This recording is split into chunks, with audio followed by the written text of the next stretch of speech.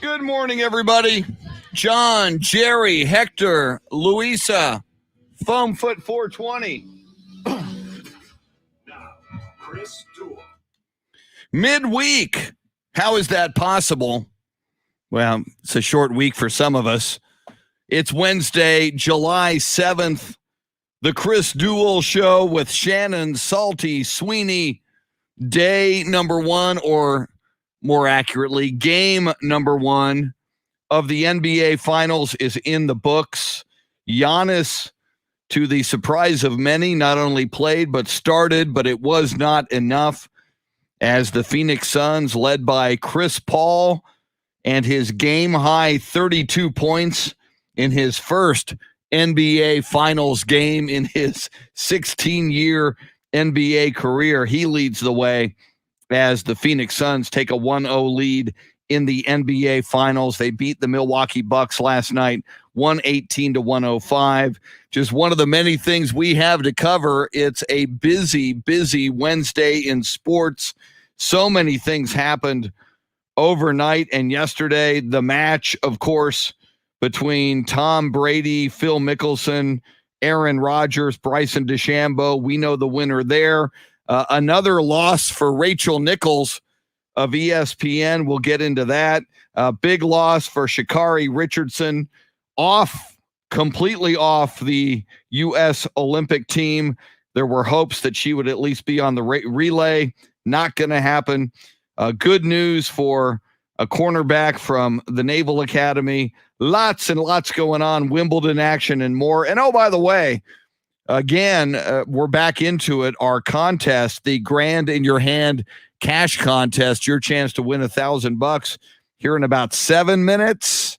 And then again at 7:20 as we are with you until 9 o'clock this morning. Shannon, Salty, Sweeney, how are you on this Wednesday?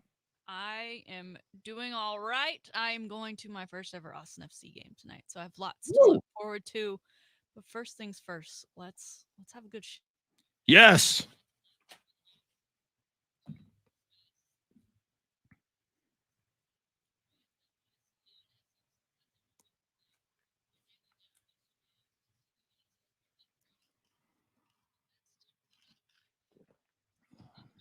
think that someone's not going to play. So was excited to see him compete in game one. A little curious as to why. Yo, Chris, they decided to go that route and not wait till game two or even when they take it back home to Milwaukee, but because he wasn't enough last night. Not enough for the Suns as Chris Paul and Devin Booker. It's a pretty good duo right there. Yeah, Giannis, he had decent numbers if you were watching him, and I did watch him. He played kind of tentatively. He wasn't his dynamic, explosive self, but very good numbers for Giannis. A double-double, 20 points and 17 rebounds. I think they will take that most nights for Giannis, but you mentioned Chris Paul and Devin Booker, just too much, and the Suns seemed really energized by that home crowd. It's been a long time since dating back to the Charles Barkley era when they took on Michael Jordan and the Chicago Bulls since the Suns had been in the NBA Finals. So, yeah, they were quite energized. Of course, in so many of these series, whether they involve the Clippers or the Suns or the Bucks, it's just one game. It's a 7-game series, and now with Giannis seemingly back, who knows? This could be a longer series than some people thought. But Shannon, you got me intrigued that you're going to go to the Austin FC game tonight. Of course, tickets are hard to come by. Did you use your media pull, your media ties? Did you say, hey, I'm Shannon Salty Sweeney. I want my media pass. I want my VIP all access. Or did you go through normal channels and get tickets the hard way? How'd you come by your entrance to tonight's Austin FC game? So it is a family outing. They released single game tickets a couple weeks ago, and we were able to snag some. But it's funny you mentioned all access because I did get approved for credentials. Really, I just wanted parking so we could park closer because it is going to be a late night for me already. So the closer parking that I can get to the stadium, that I'm now having a hard time figuring out how to actually register for. But when I got the credentials, there's a map, and it's like if you are a credentialed media person, you come in this gate, you get your credential, you go straight to the press box, and you sit in your seat, and that's where you stay. And you don't like wander throughout the stadium. And if you get caught being like throughout the stadium without a communications assistant, you're gonna get your credential taken away. And I'm like, what? Wow. So I probably won't even pick up the credential, especially because I'm gonna be wearing Austin FC swag, and yeah, you as a media member, you're not really supposed to. If I were you, I'd pick it up because I mean you've got tickets, so you're a paying fan tonight. But if I were you, I'd still go. I'd go pick up the credentials so you don't have to go through that next time since you're going to be at the stadium. They only do one game at a time. So I see. Okay. Each time. I thought it was a full season thing. So, okay. That's different. I'm excited. I'm hoping it doesn't rain because we're still in that. Yeah, it's been weird. Yeah. But very, very excited, especially after that last home game. Yeah. The excitement's going to start high and hopefully it can keep going up. Very cool. Well, you will give us a full report tomorrow, and we'll see if it lives up to the hype. I have a feeling it will. I'm on Will Ferrell watch. Oh, my goodness. Will Ferrell's team that we're playing tonight, LAFC. The first game we ever played as a club was out in LA against this team. So it's a chance for redemption and a chance for me to lay eyes on Will Ferrell. See, he and I think they're doing it, but he and Matthew McConaughey need to just really play this up. They need to just every time these two teams play, it should be a social media war. Yeah. It should be just all of that stuff. It's so much fun. Because the LA Austin thing is kind of already there, so why not play it up? Speaking of Matthew McConaughey, and I'm usually late to the party, Shannon, as you probably learned by now. I like to arrive at a party late, and I like to leave early. It's like I don't want to be the first person at a party. That's kind of pathetic. But so I want to arrive late, maybe because I lived in LA. I learned you arrive fashionably late, and then you leave early. So speaking of Matthew McConaughey, I watched over the weekend. I think it came out like 7 years ago. Season 1 of True Detective with Matthew McConaughey and Woody Harrelson. Have you seen it? Yeah, it's a really good season of that show. God, I've heard that too, and I've seen a lot of what Matthew McConaughey has done.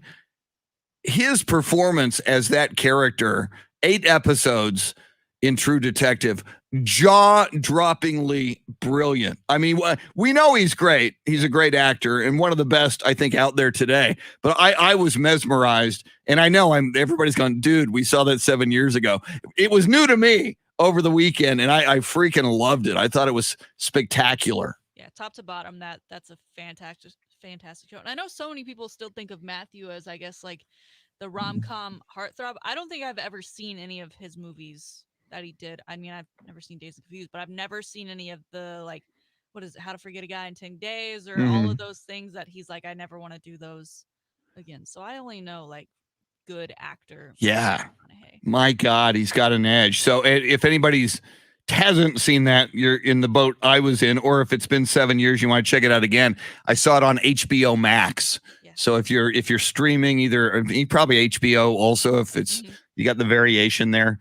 But so darn good. It just kind of showed up on my stream, and I go, God, I haven't seen that, but everybody tells me how great it is. So there's that. In a moment, in just a few moments, in fact, and we'll do it at 6:20 in less than a minute, and at 7:20, the Grand in Your Hand cash contest. Again, though, just kind of setting the table a little bit. We got so much to get into. Rachel Nichols, there was new news on her yesterday. It was not good for Rachel Nichols. It is looking ugly. We will get into that. The match, the big golf match in Montana, Aaron Rodgers, Tom Brady, Bryson DeChambeau, Phil Mickelson. We'll get into that. Sha'Carri Richardson and the Olympics. That's taken a negative turn in my view. And Coach Greg Popovich and Team USA basketball had their first practice in Las Vegas yesterday, and they'll start playing some exhibition games. So NFL training camps getting closer. That'll be this month. The Olympics getting closer. That'll be this month. We are going to get into all of that. Astros come from behind. They were down several runs early last night at home to the Oakland A's in a battle for the top two teams in the AL West, but the Astros come from behind, score a lot of runs late, and prevail. They beat Oakland 9-6. We'll talk Astros, Major League Baseball as well. But it's 6:20 right now. We do this at 6:20 and at 7:20. In fact, we do it 12 times throughout the day, both on AM 1300 The Zone and on Ticket 760. It's the Grand in Your Hand cash contest. Over these 4 weeks, $228,000 are being given away. You may as well throw your name in the hat. Somebody's going to win it. It may as well be you. You're going to get a keyword right now, and we'll tell you where to text that keyword, and you are in the running for $1,000. Here comes the keyword.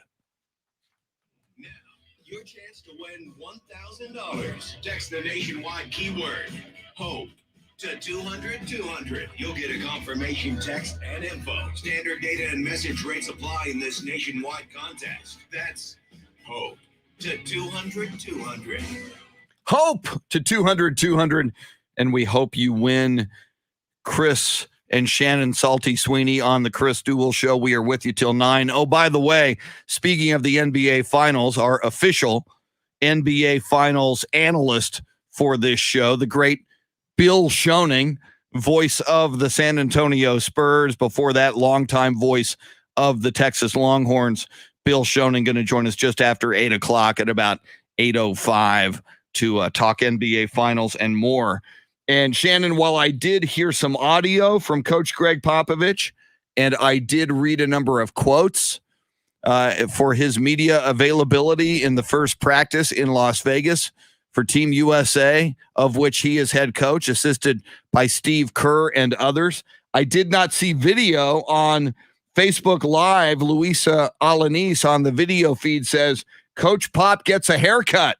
So apparently Pop's long, almost a mullet. It's not a mullet, but long mullet-ish look that he sported throughout the season, which I was kind of digging. He kind of looked like a prophet looked like Methuselah, like a prophet or something from the biblical era.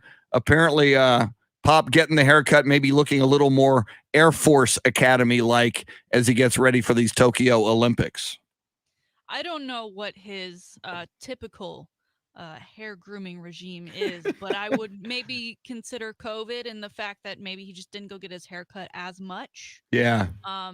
And maybe that's part of it. And he's going to the Olympics, and cameras and everything are going to world. These are going to be moments he wants to remember forever. And maybe having a haircut that he's more comfortable with and a little more known for is better. And it's summer, right? Yeah. You got to go shorter in the summer. Sure.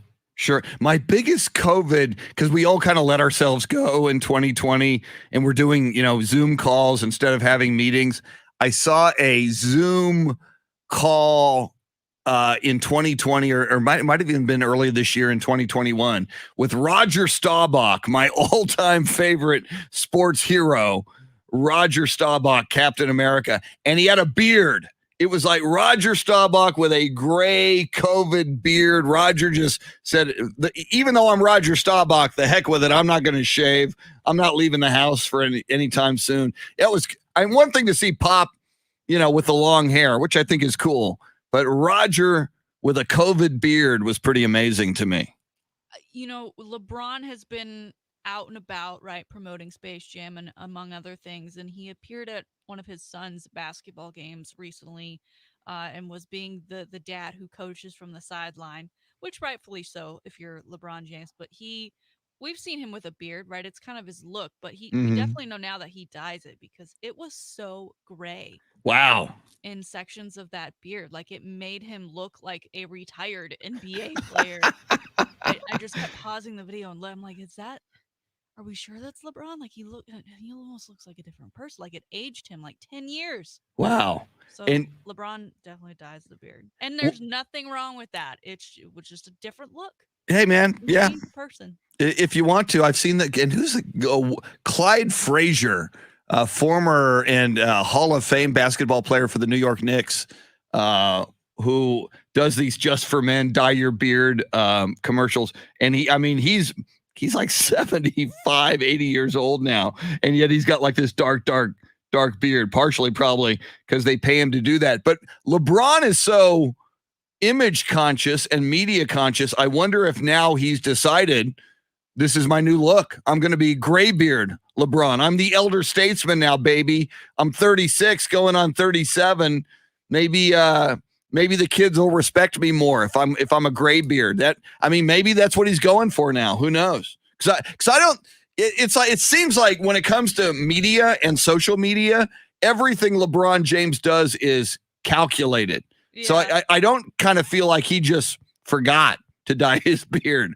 He probably, maybe this is his new look. It's going to be something to keep an eye on. But when he knows he's not going to be on national TV, these were like cell phone recordings from people who were there and LeBron showed up, right? So it wasn't like it was an ESPN event. And we've seen him now on a red or like orange and purple carpet for the Space Jam movie, and his beard looked a lot more to like what we're used to seeing. And you mentioned the kids. That's funny. I would think a kid sees an older guy and goes, "Oh, why would I want to do that?" Yeah. I don't pay attention to that. That's interesting. That different takes on that. And as you mentioned, Space Jam, I think it's July 16th.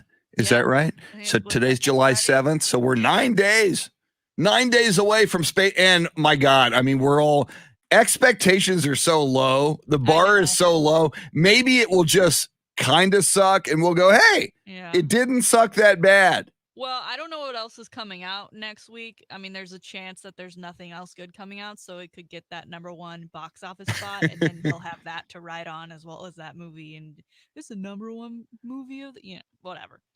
I'm not gonna see it. I don't care. Oh, you're not gonna see it just out of morbid curiosity? I even have a free, I have a movie pass, so I can go to as many. No, but it's on. They're streaming a day. I know, but I like going to the theater. Oh, I see. Okay. I can go to as many movies as I want each day. I can see the same movie over and over again if I want to, and I'm not going to go see that movie. Wow.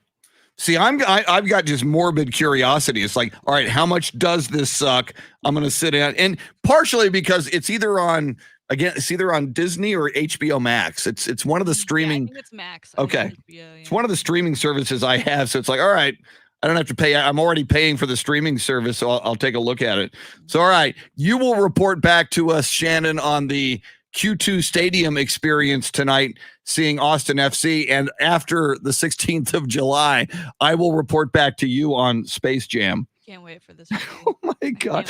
Yeah, maybe I'll have to do like an old school Siskel and Ebert movie review. We'll see. All right, coming up, it is the high five play of the day, which is always fun, always outstanding. Speaking of always fun, in the next hour, Shannon's salty shakedown, sports history and sports birthdays. There's an entertainment birthday, not a sports birthday, that I think is kind of a big deal. At least I think so. I'll tell you what that is coming up as well. We will talk Rachel Nichols. We'll talk about the match. We'll talk Astros and Major League Baseball. We'll talk more NBA Finals, Sha'Carri Richardson and the Olympics. Navy cornerback Cameron Kinley has good news in his quest to try to make the Tampa Bay Buccaneers squad this summer. We'll get into that. Wimbledon is down to the Final Four women. Later today, we'll be down to the Final Four men at Wimbledon, and some more god-awful baseball caps and uniforms, both being rolled out. If it ain't broke, don't fix it, and get off my lawn. We'll talk all about it. And we'll introduce your soundscape stylist, Dave Ayler, who makes the show go. And we'll tell you the poll question. Lots to catch up on. Lots going on. It's a busy, busy day in sports on this Wednesday, July 7th. She's Shannon Salty Sweeney. I'm Chris. It's the Chris Duel Show. Good morning, Beth Settle. Beth, you are up early this morning. Good morning, Ralph Balderas, Lucinda Sullivan, Dave Emilio Castanuela, Foamfoot 420, Jason Paniagua. Okay, Jason, why is Bryson DeChambeau disrespectful to San Antonio? You're going to have to tell me that.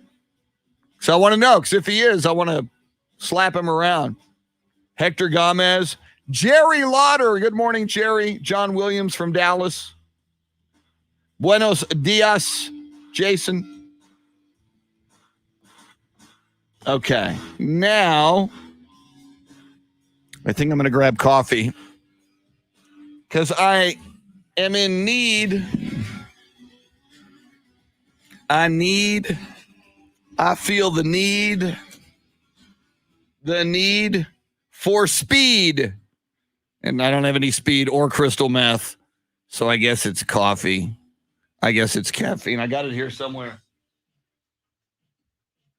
I import my coffee because the coffee here tastes like soap. Hey, everybody. Enjoy some of our iHeartRadio soap-flavored coffee. No, thanks. I'll just bring some of my own, if you don't mind. 73 and cloudy right now in San Antonio, 73 and cloudy in New Braunfels, 71 and cloudy in Kerrville, high of 84 today in San Antonio with thunderstorms. I'm looking at the weather on TV. All of a sudden, I'm a meteorologist.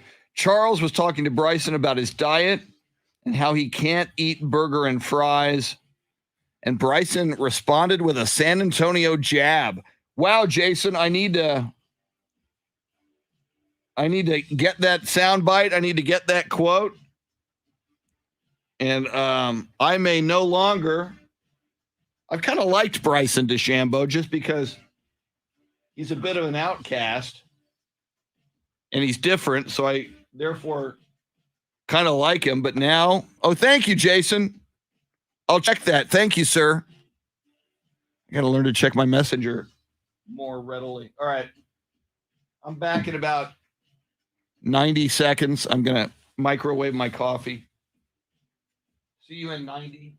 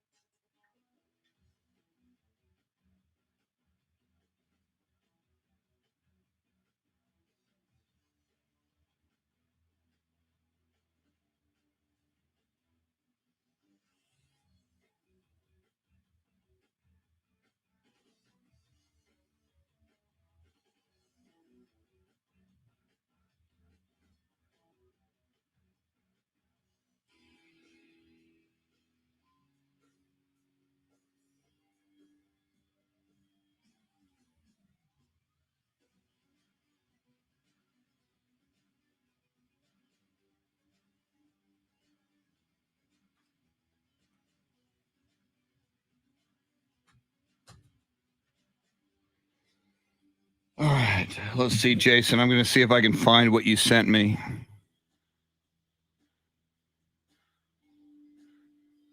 Okay. See if I can get some audio on that. See, I have a hard time playing audio in here. And it's not Unfortunately, Jason, I see the video and I'm playing the video and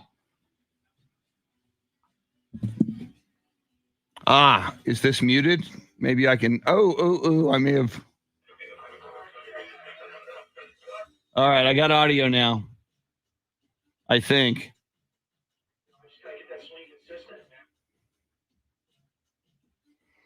Damn it. Now it just went away. Come on. I just gotta get that swing consistent, man. If I can do that, I'm in a whole different league. As I told you lunch today, when I had a sandwich and a salad and you had a hamburger and french fries, you're not gonna be able to eat french fries when you get me and Tom Brady's age. I understand that. I totally understand that. I heard a lot about some San Antonio people about Ricky Chuck.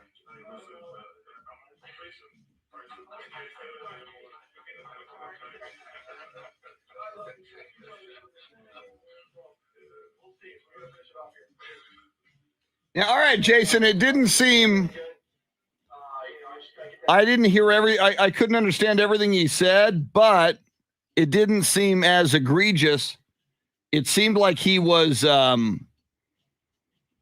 poking fun at Charles for being in trouble about his comments on San Antonio. So I don't think he was specifically slamming San Antonio. I'll have to go back and look at it again. Steve DeRocco is in here. Good morning, Steve DeRocco. The original Rock. The original Italian Stallion. Before there was The Rock, the wrestler and the actor, do you smell what The Rock is cooking? Steve DeRocco was the original Rock. And before Rocky Balboa, who had a birthday yesterday, was the Italian Stallion. Okay, Jason says, still referenced being fat with San Antonio to me. Team Brooks now. Yeah, all right, but what he was referencing, though, and Charles said I'm on probation when it comes to San Antonio. Charles, I think he was poking fun at Charles getting into trouble for talking about San Antonio. So I wasn't as outraged by it, Jason, as you are, but I'll look at it again.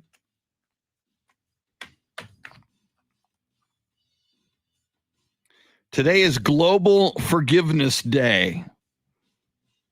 And I will show you that I'm not making that up. Yes.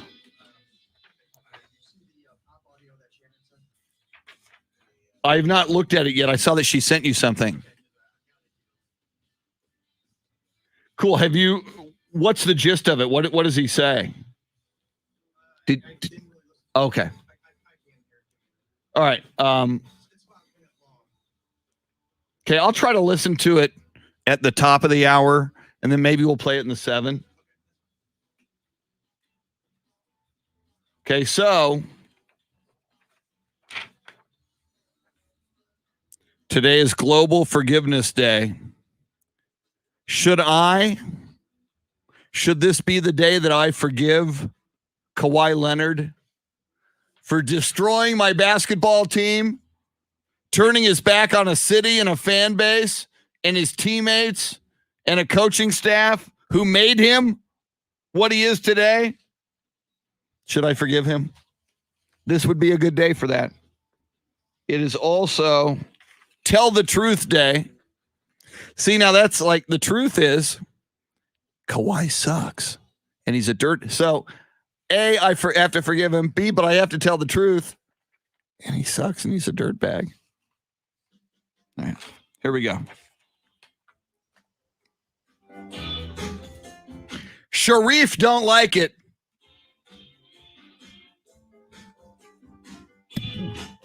Rock the Casbah by The Clash. Classic. Dave Ayler, your soundscape stylist. In fact, I'm a bad party guest. I said earlier I like to arrive at the party late and then leave early, which I do. And so it's like I should never be the host of a party either because I just won't introduce people. It's like, wow, who's that? I don't know. Nobody introduced me. It's like because I I suck at it. So I'm going to introduce him anyway. As your host of this party called the Chris Duel Show with Shannon Salty Sweeney.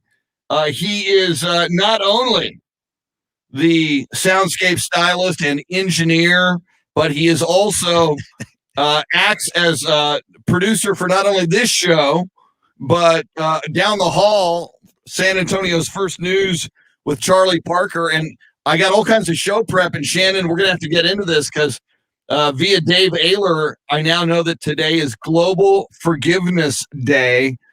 Maybe this is the day that I should forgive Kawhi Leonard for destroying my basketball team.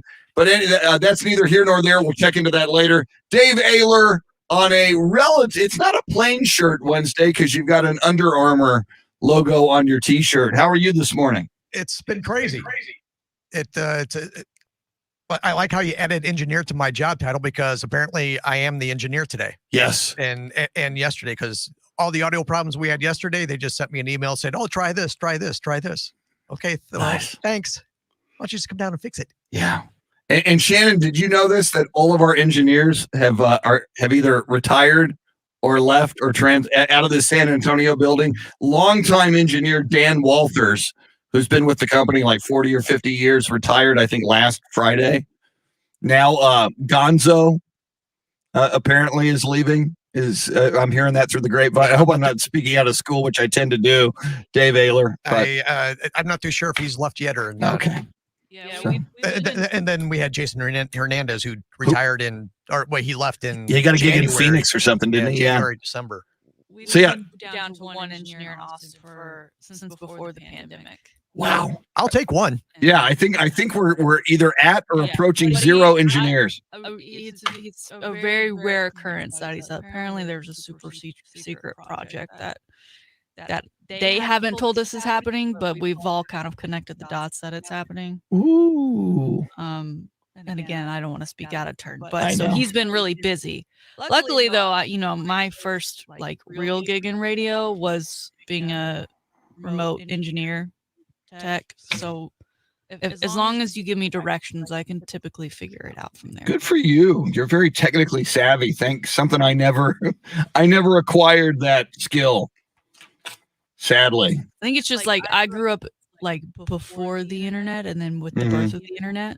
Yeah. So I've just kind of moved along with it as best I can. Yeah, I'm It's sure. getting harder as I'm sure you do a tremendous job at it. So Dave Ayler, you've been. I mean, even yesterday, you had all kinds of technical fires you were putting out. Yeah, and they like I said, I filed all the paperwork for those problems, and they just sent me a list of things. Try this, and then all those things don't work, and we're back to where we were. My favorite is that you put they want you to put in a ticket for everything, even if it's a light bulb, right? That someone who's in like the cloud department somewhere across the country can't call and fix for you. Yeah, they're like in Ohio or somewhere. Right, and they call and they're like, "All right, let's go through this problem together." I did that for an hour one day, and the final outcome was, someone local's gonna have to fix that. Is that I know? It's like we work in the same building. I know that. Well, Dave, I hope your day gets a little better. It can't get any worse. All right. So it's only one way to go. Woo! Well, when in doubt, call an engineer, but there isn't one. So. I'm the guy now. Call yourself on speed dial. All right. At this time every morning, we like to do this because we should, because somebody deserves a high five. It's something we like to call the high five play of the day. It's got its own music. Very appropriate, we think. And Shannon Salty Sweeney not only has the high five play of the day, but she will tell you that high five is not just the name of the segment. It's a cool pair of venues that you can go hang out at and do all kinds of things in the Austin area. Isn't that right, Shannon? Yes, sir. And if you're not able to head to Q2 Stadium for tonight's Austin FC match against LAFC, it's a great spot to go hang out and enjoy the games, especially those delicious cocktails. And today, sir, I haven't decided who exactly we're giving the physical high five to, but I just love this story because I love animals and I love when animals get involved in sports. It's a fantastic crossover. And the Phoenix Zoo, ahead of yesterday's game one, took to Fernando the Sloth to pick who he would dub the NBA Finals champion.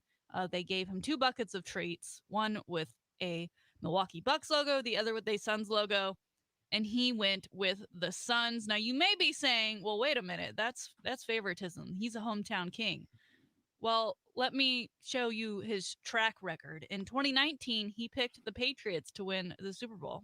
Got that one right. And in 2019, Fernando correctly picked the Eagles to win the Super Bowl over the Patriots, which, of course, they were an underdog going to that. So I, for one, believe in Fernando. I love his choice. I'm right there with him. The Phoenix Zoo, I love it. It's a great video. We'll get it out to you guys later on our socials and blog pages. But way to go, Fernando. I don't know if I give the high five to you because I don't know. I've seen Zootopia. I know sloths are like notoriously slow. I don't know that I have that kind of time. So maybe to your trainer or the owner of the Phoenix Zoo.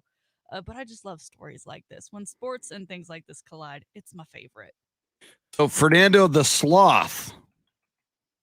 Yes, sir. What a great name for a sloth. That is, yeah. Fernando. Very cool. So you do trust Fernando at this point? At this point, I mean, I don't have a reason not to. Oh, so yeah. So is Fernando? I mean, you mentioned Super Bowl. So is Fernando just have a perfect record on picking? Those were the only picks they shared with us in the articles that I was reading. I don't know how long he's been at the zoo, and I think they may have taken the year off last year because of COVID. So he's back to picking, and he picked the bucket with the same treats. It's not like they lured him with better treats in the Suns bucket. It was all like flowers and looks like lettuce, which nasty, but okay. Yeah, and I'm trying to, for those of you who are wondering what a sloth is, I just officially, because some people are going, okay, well, what is a sloth? Really? Yeah, I imagine some will. A sloth is a group of arboreal neotropical mammals noted for their slowness, hence sloth. Some people are referred to as a sloth. Noted for their slowness of movement. They spend most of their lives hanging upside down in trees in the tropical rainforests of South America and Central America. I just, in case somebody didn't know what a sloth was, because I mean, you don't see sloths running around Austin or San Antonio. So, well, and you mentioned the slowness. I think that has a lot to do with how much thought he put into making this pick and picks before then. So again, I'm all Team Fernando. Woo! No Suns, rally in the valley. Yeah, I'm seeing another article. They are known as nature's slowest animals. A sloth is nature's slowest animal. I didn't know that, or at least according to one of these articles. I don't think I've ever seen one move in person. I've seen one hanging on the tree, but I've never been lucky enough to witness it actually moving. All right. Now, if Fernando nails this pick, Shannon, we might have to start, consulting the Phoenix Zoo on future sports picks. Yeah. Has the down the line. Zoo ever, because the owner, somebody from the zoo started following me. And so now I'm like, hey man, next time Texas teams are in a. Yeah. The San Antonio Zoo. Involved. Yeah, they're very creative at the San Antonio Zoo, so I wouldn't be surprised. And if they haven't already gotten involved in sports handicapping, we might have to get them involved in sports handicapping. I also just want to go to the zoo. Exactly, and you should. Very cool, outstanding, Fernando the Sloth. You're on the clock. We will see if your choice, and you're looking good so far as the Suns beat the Milwaukee Bucks last night in Game 1. 118-105. And Shannon, we were talking yesterday about the Rachel Nichols story, and it took another turn yesterday. The original story, as reported by the New York Times, was, about her being recorded and not realizing she was recorded, but being recorded and complaining about the choice by ESPN to replace her by Maria Taylor, but she still had, so Maria Taylor was doing the panel portion of ESPN and ABC's coverage of the NBA in the finals. And if you tuned in at halftime once again yesterday, you did see Maria Taylor there. But as we were on the air yesterday, it was our belief, and I believe it was Rachel Nichols' belief yesterday morning, that she would still be the sideline reporter for ABC/ESPN. And that was changed yesterday. She is no longer the sideline reporter. She was moved yesterday and replaced for that position. So she's not there for the NBA finals, not there to interview the player of the game after the game. And apparently she still hosts an NBA show. I think it comes on at about 2:00 on ESPN2 called The Jump. And I tuned into that yesterday at 2:00, and there was no Rachel Nichols. It was Jalen and Jacoby doing their radio show, which they also do video for on ESPN. So things not looking too ideal for Rachel Nichols, at least at the moment. Oh, and by the way, as a sideline reporter, she was replaced by Malika Andrews, who got that gig. So we have kind of made Rachel Nichols our poll question this morning as well. Shannon, I don't know if you have that in front of you just yet. Yes, sir. Asking what is the next step for ESPN's or Rachel Nichols after the current controversy?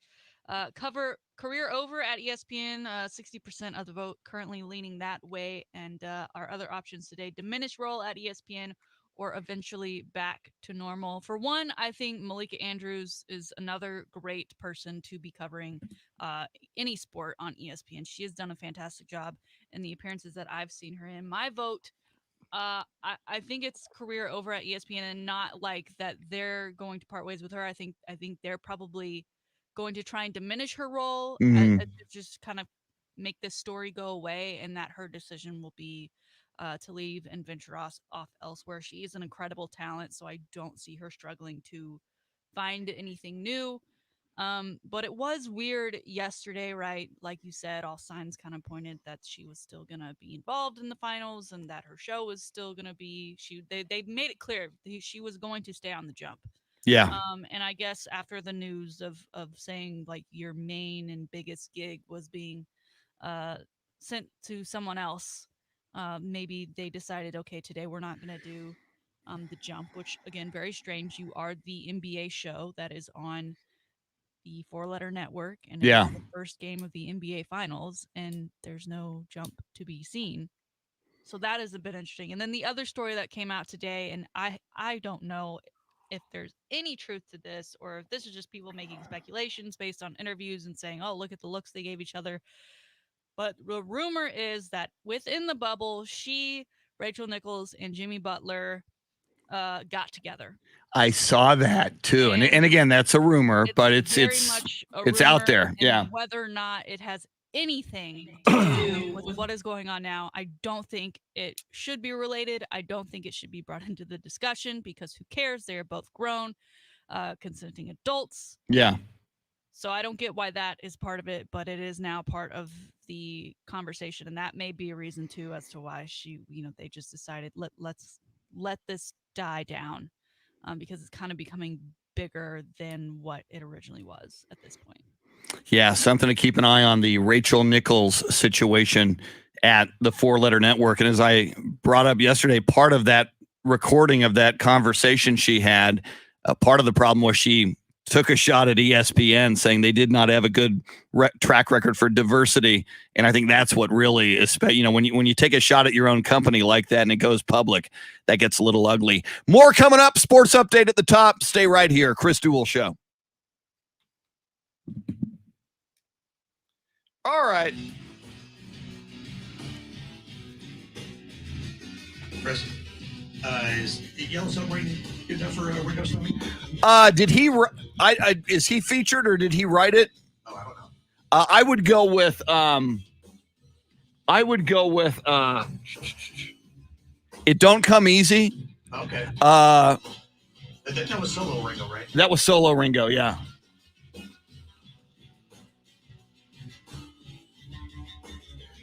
And probably start it when I ask for it. There's a lyric at the beginning of the song that goes, Gotta pay your dues if you want to sing the blues, and you know it don't come easy. And we'll just go with it, and then I'll say it's his birthday.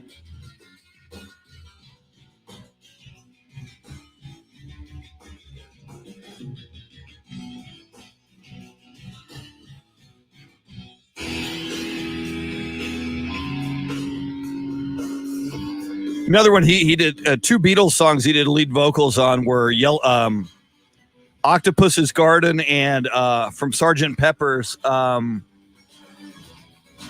Get By With Little Help From My Friends. He famously did lead vocals on that. I love Bill Hicks' line, late comedian Bill Hicks. The Beatles were so high, they even let Ringo sing some songs.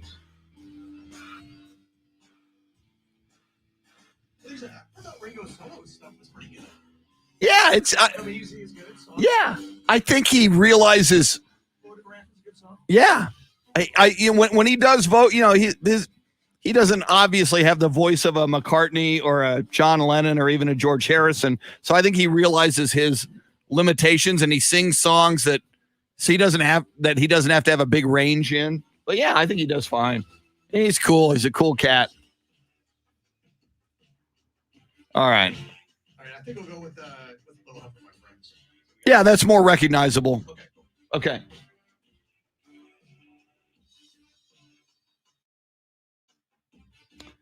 I have to edit some audio here.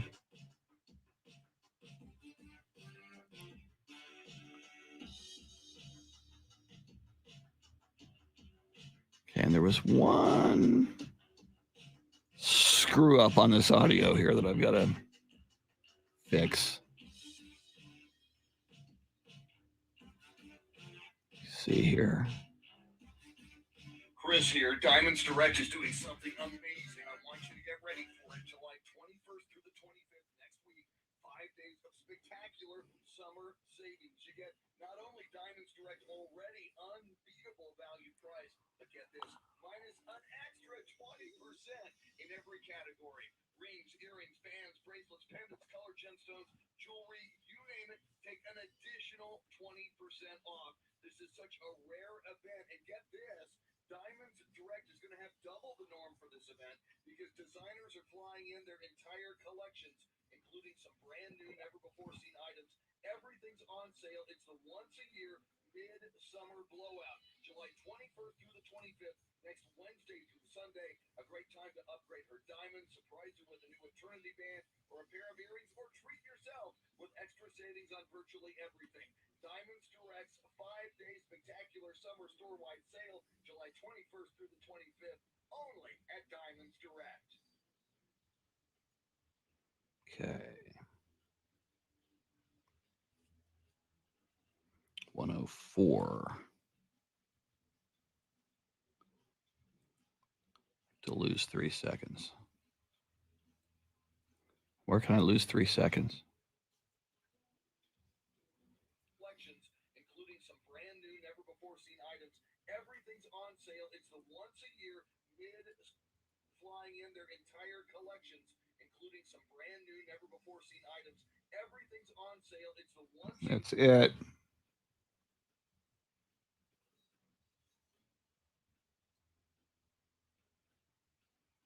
Ah. Including some brand new, never before seen items. Every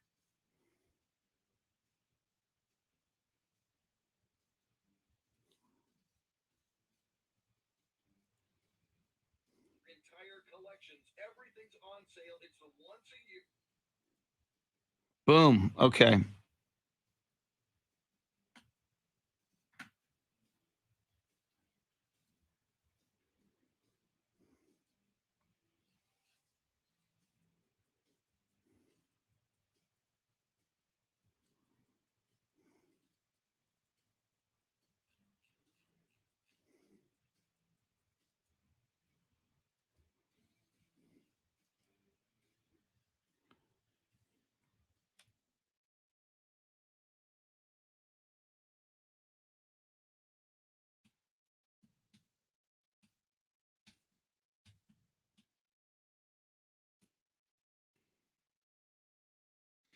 Hello, Clint Proctor. Tracy Bogart is in here. The president of the Bexar County MAGA Republicans. Yesterday was a big day for Tracy as he and his staff celebrated the 6-month anniversary of the attack on the Capitol. Here we go. Chris here. Diamonds Direct is doing something amazing. I want you to get ready for it. July 21st through the 25th next week. Yeah, I haven't listened to it yet, but I'm going to give it a shot here. Chris here. Diamonds Direct is doing something amazing. I want you to get ready for it. July 21st through the 25th next week. 5 days of spectacular summer savings. You get not only Diamonds Direct already unbeatable value price, but get this, minus an extra 20% in every category. Rings, earrings, bands, bracelets, pendants, colored gemstones, jewelry, you name it, take an additional 20% off.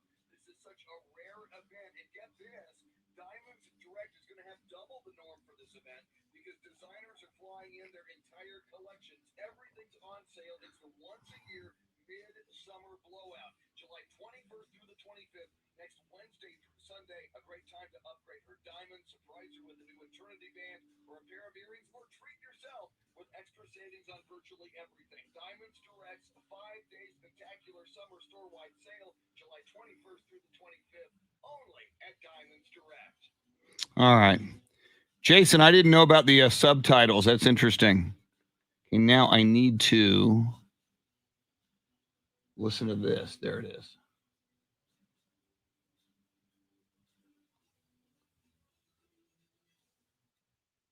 And why don't I have audio?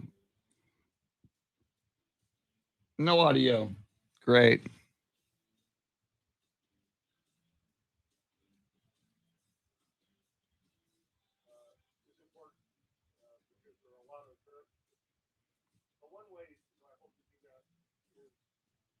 Make sure everyone understands the competition.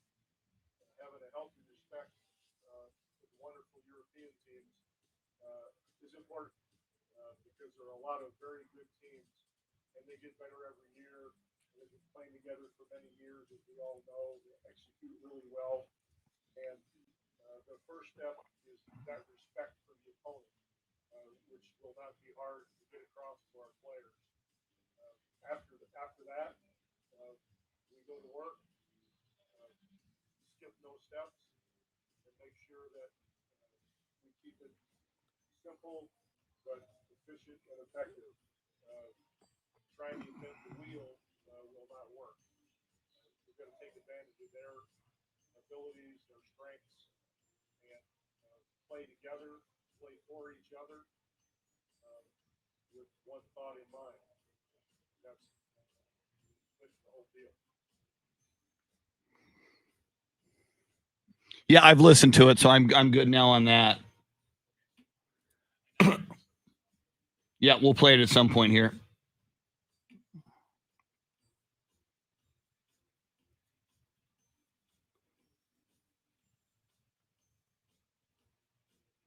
Wow, John, it's amazing that.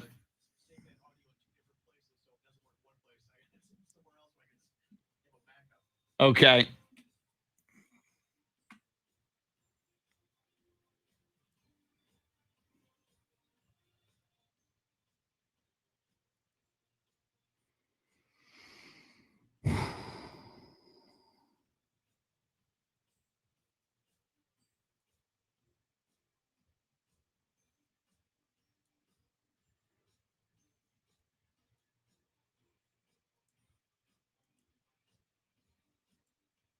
Chris here with some great news. Diamonds Direct. I want you to get ready for it. July 21st through the 25th. 5 days of spectacular summer savings. You get Diamonds Direct's already unbeatable value price minus an extra 20% in every category. Rings, earrings, bands, bracelets, pendants, colored gemstone jewelry, everything an additional 20% off. In fact, the selection will be double the norm because the top designers are flying in their entire collections, including some brand new, never before seen items, and everything's on sale. This once in a year, this My God. I screwed that up.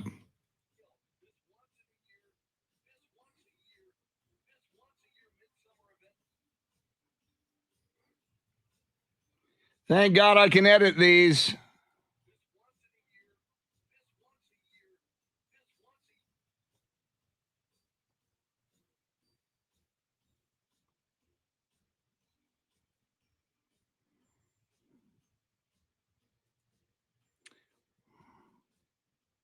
I love it when the computer doesn't work, when it's supposed to allow me to. It's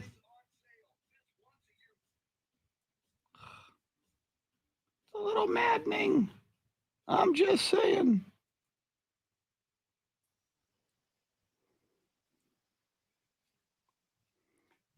Here we come.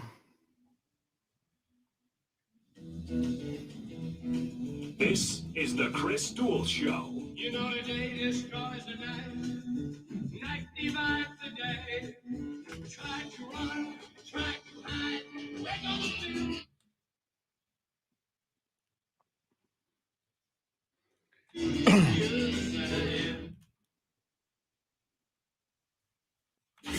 Now, Chris Duel. It is Wednesday, July 7th, midpoint of the week, which came early for some people who had Monday off, which was the observed 4th of July holiday, even though 4th of July landed on Sunday. It's the Chris Duel Show with Shannon Salty Sweeney.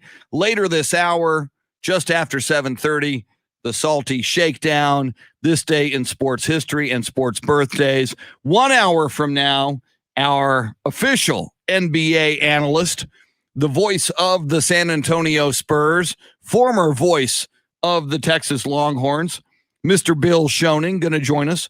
We'll talk about last night's game one in the NBA Finals.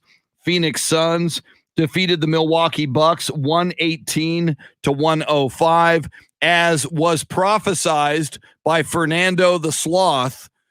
We will be tracking all of the predictions from Fernando the Sloth of the Phoenix Zoo. We told you about Fernando, and we are pushing the video out there for you to check out. Speaking of video, we have a live video stream, lots of ways you can access that, either from Facebook Live, Ticket 760, or AM 1300 The Zone's Facebook pages will get you in. There is a YouTube link into that video feed. There's a Twitch link as well. We talked a little Rachel Nichols. We'll talk about the match. Bryson DeChambeau and Aaron Rodgers triumphant, as predicted by Shannon Salty Sweeney yesterday, over Tom Brady and Phil Mickelson. And Shannon, congratulations in order. We talked about it yesterday. Of course, Tanner Carlson was in here. He and I think most of America assumed Tom Brady a better quarterback than Aaron Rodgers. Therefore, is he a better golfer? Phil Mickelson, I think a lot of people assumed he's a better golfer than Bryson DeChambeau, who has been inconsistent of late. But DeChambeau and Aaron Rodgers triumph. They take the match at Big Sky in Montana yesterday. You're on a par with Fernando the Sloth. You saw that coming. Listen, one of my many talents is that I can relate anything and everything back to Justin Timberlake. Just try me.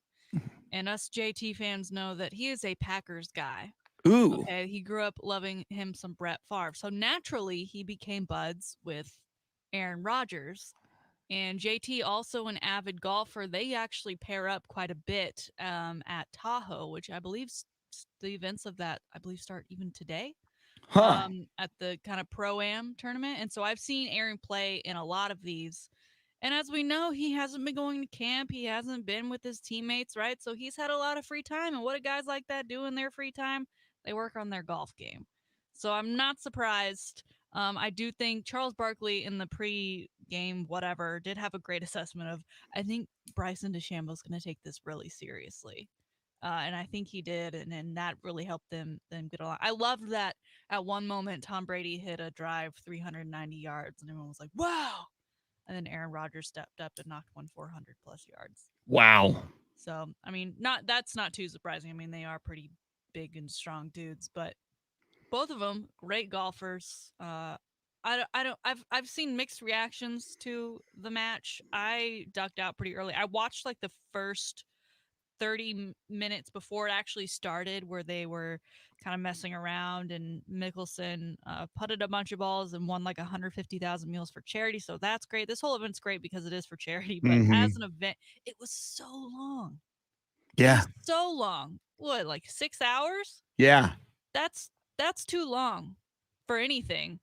Much less just a golf game where we're following guys around in a cart that they're in their off season. And then you have Chuck, who made things a little bit better, but Larry Fitzgerald, they brought in former President Barack Obama was on there, and that was kind of just an awkward thing. Like, they were truly trying to spice it up, and I just think it fell flat in some areas. But congrats to Bryson for getting to say he's won another championship, and to Aaron Rodgers, who gets to say he finally beat Tom Brady. Dave, do we have the Aaron Rodgers audio? Because Aaron Rodgers was asked if, what's his deal with the Packers, right? When they're in the golf carts going from hole to hole, they have these conversations with them because they all have earplugs in where they can hear the broadcasters. And this is what Aaron had to say. Packers Bears, any idea who's going to be there? Anybody who's going to be quarterbacking in the number 12 jersey? Yeah, I don't know, BA. Let's see. How about September 12th then? How will you go for that one? What's that one? That would be the opener against the Saints. Oh. All cheesers rejoice. Yeah, I don't know, BA. Let's see. Okay. I know you're a Milwaukee guy. I know. Aaron, everybody's on their toes. They want to know, man. They want to know. Yeah, but I mean, I'm just having a good time out here with Tom. I'm trying to talk to him about it. He's going to keep playing or not, Hey, Aaron, we go way back. You can just tell me. I'll keep it a secret. Hey, I promise I will not put it anywhere. Charles, I'll tell you this week in Tahoe, right? Oh. And you can. He knew that question was going to come at Sure. some point. I think he deflected really well, especially at the end there, telling Charles that he'd just tell him in Tahoe later this week. So again, I mean, that's something for everyone still wanting to know what he's doing. I'm sure he'll get asked again at this next event, and something to look out for. But did you watch any of it, Chris? I watched parts of it, but you made a great point. 18 holes, if you're just sticking with, a one foursome, and granted, all of them are remarkable people, either as golfers or Tom Brady and Aaron Rodgers, both as football players and personalities. But you're right. In a normal golf tournament, you've got, they know they're going to cut away to multiple golfers, to multiple scenes, to multiple packages. There's all kinds of stuff going on. And while, they brought in Barack Obama, they even brought in Baker Mayfield at one point. They did everything they could to try to spice it up. You're right. To make this thing interesting for 6 hours is a tall order. I think the idea is there of like, they want you to feel like you're there with them. Right. And you're just having a day with your buddies and you're joking around and you're not taking it too seriously, whatever. But when you're doing it through TV, it's just no one is that interesting for 6 hours, especially when, oh, by the way, we're playing golf on the side. Yeah.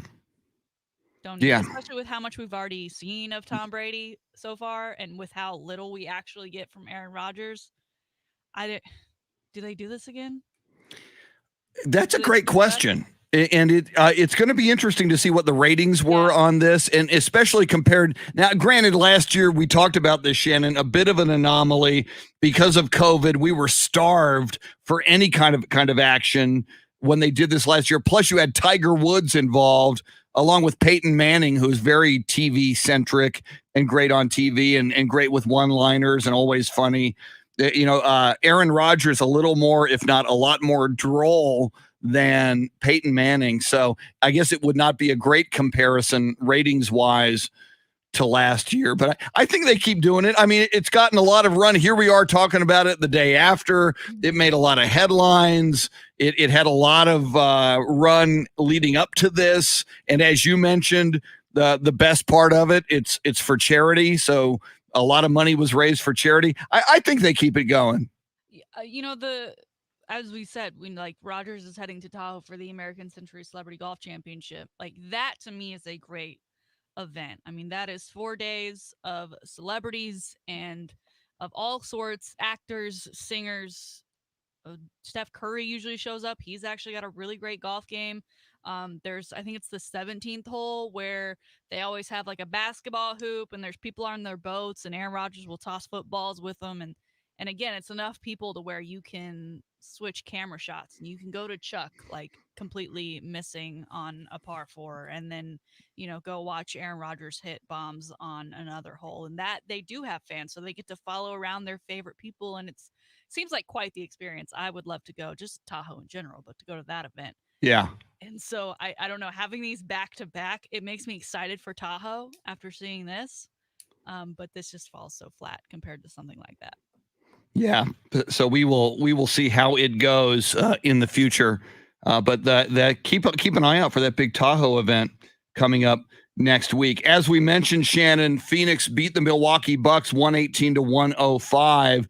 And the statistic that was being tossed about quite a bit last night and also in the aftermath of game 1 is 72%.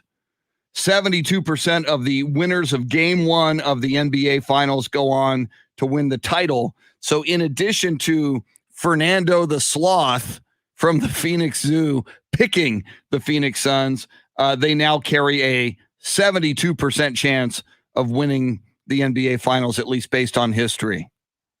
I like it. Yeah. Again, I'm all for it. I'm happy for Chris Paul, and he's happy for his teammates. I mean, his post-game presser, he was talking up his other guys, and it's just really nice to see. I feel like if it was LeBron, it would be all about him and what he's done. And Chris, I don't know if it just has to do with where he is in his tenure as an NBA player, but for him, he's really appreciating everything, and he lit it up last night.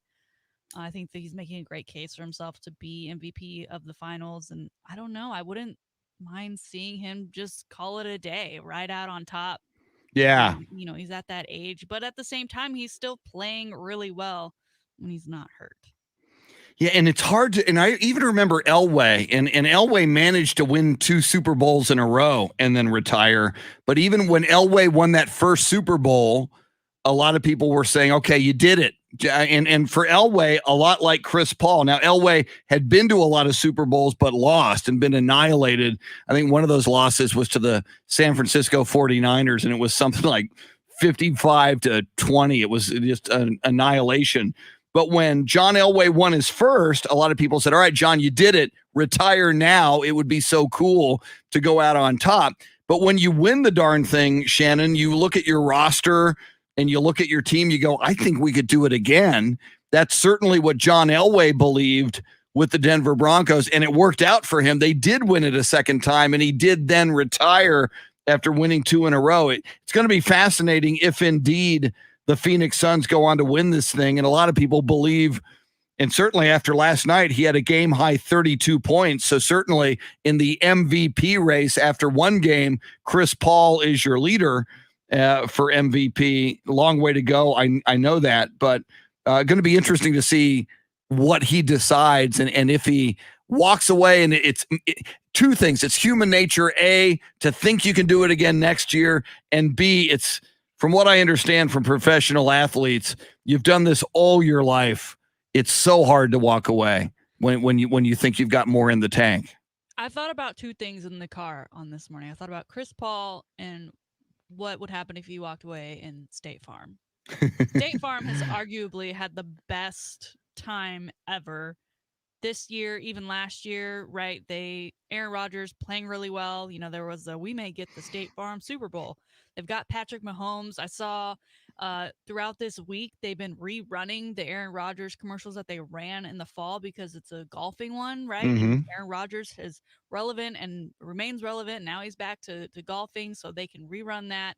They've got all those Chris Paul commercials, and Chris Paul has been with them, I feel like, just as long as Aaron Rodgers had. And now he's finally in the finals, and he's getting, I see him almost like, what's the one Peyton Manning does? nationwide. Yeah. I mean, he could ride off into the sunset, but still be the guy for State Farm after this run that he has had. But both sides winning. Very, very cool. Speaking of winning, it's 7:20 right now, and we do this at 6:20 and 7:20. In fact, we do it 12 times throughout the day, both on AM 1300 The Zone and Ticket 760. It is the Grand in Your Hand cash contest over 4 weeks.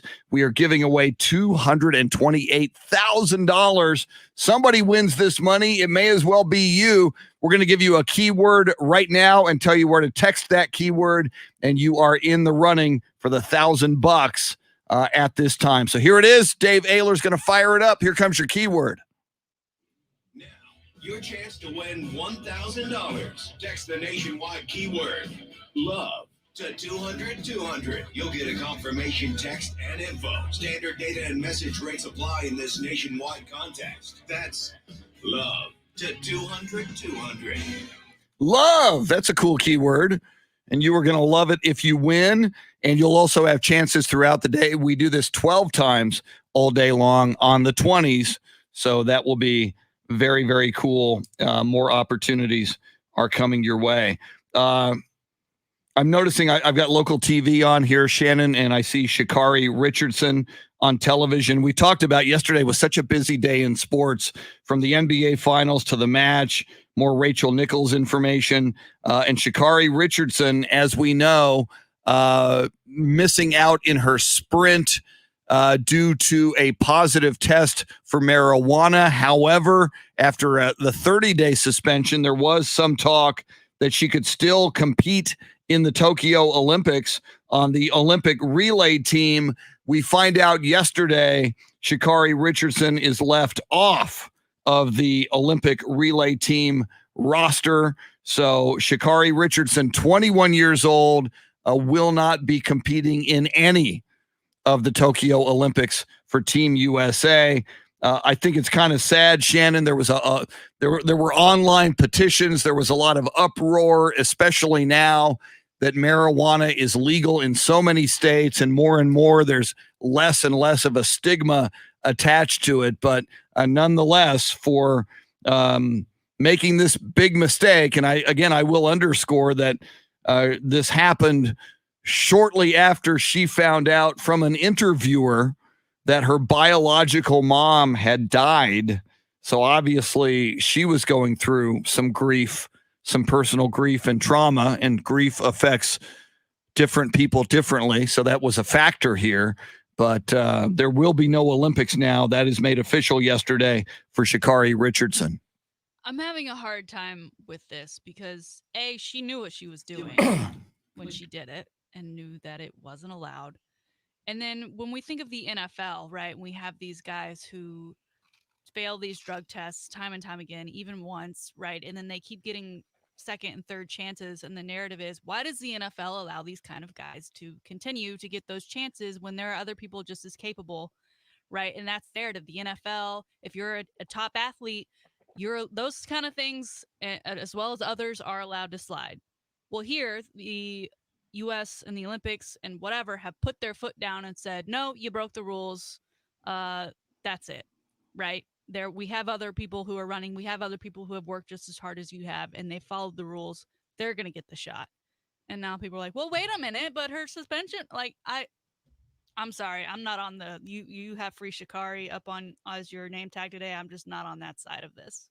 And I get that. And to me, what nudges me toward a lot of empathy for Sha'Carri Richardson is that part of this story where she's going through grief and her mom died and she made a huge mistake. And I understand, and a lot of people, Shannon, say rules are rules. You knew the rules. You blew the rules.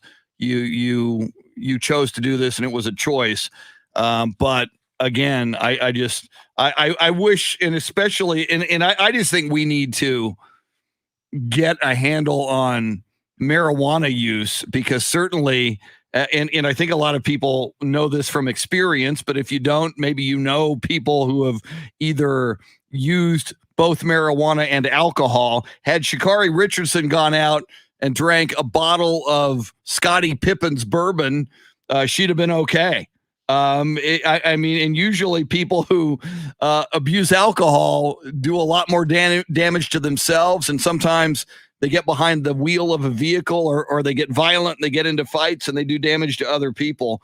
I see your point, and it's hard to disagree with your point and argue your point because rules are rules. But I can't help but feel a little bit of empathy for her, and actually a lot of empathy for her going through what she's gone with this personal loss. And I just wish that, this country, and I know it's a state by state deal, and certainly, Olympics, and there are banned substances. There are certain things that you and I can use over the counter antihistamines that can even be illegal for Olympic athletes. But I just think it's sad, and hopefully at age 21, I know a lot of people are saying, hey, she's young, she'll have another shot at this in 4 years. I hope that does all work out for her. I hope this, I hope she doesn't shift gears and go down a path with her life here where she gets a little self-destructive. Hopefully not. Yeah, I was gonna mention that. Hopefully this turns into a positive to where she works that much harder to make the next go round of the Olympics, which is only 3 years away, right? Okay, that's right. We skipped a year. Yep. We're now having the 2020 Olympics in 2021, so it's not like she has that 4th year. But hopefully also this doesn't, because she is getting a lot of news, and there are a lot of articles who are saying, that it's right that she's not on the Olympic team. But with that, they are just bashing her for no reason, and that can be hard to read about yourself. Yeah. So hopefully she's, focusing on the next games and not taking too much of what other people who know nothing about her to heart. And oh, by the way, she's 21. Yeah. And if any of us who are older than 21, you look back at if you didn't do stupid things at 21, then I tip my hat, and I'm doing that on video. I tip my hat to you, and you are a remarkable human being if you didn't do stupid things at 21. You might not be a human being. Exactly. And maybe you weren't trying hard enough to be a human being, because I think we push some boundaries, and I think you necessarily maybe make some stupid mistakes at age 21. Speaking of the Olympics, a little bit later, we do have audio of Coach Greg Popovich. As we've talked a lot about Pop already today, but headed into these Tokyo Olympics, he reveals a little bit of his philosophy for Team USA going into this Olympics against world competition in basketball. So we'll get you that audio coming up. In fact, we'll probably bring up Greg Popovich and the Olympics to Bill Schoening, the voice of the San Antonio Spurs and our official NBA Finals analyst, who's going to join us just after 8 o'clock. So that is coming up, and we'll get into that. We'll get you the Pop audio before 9. She is Shannon Salty Sweeney. Her Salty Shakedown is just moments away now. We've got sports history, not only sports birthdays, but we've got an entertainment and rock and roll birthday that I think is quite significant. And we'll tell you who that is coming up. He's kind of a big deal. Certainly is in my life. He played for one of my favorite band ever. That kind of gives it away. Quick break. Dave Ayler is your soundscape stylist. She is Shannon Salty Sweeney. We are with you till 9 on the Chris Duel Show. All right. I have to finish editing a commercial here. For God's sake.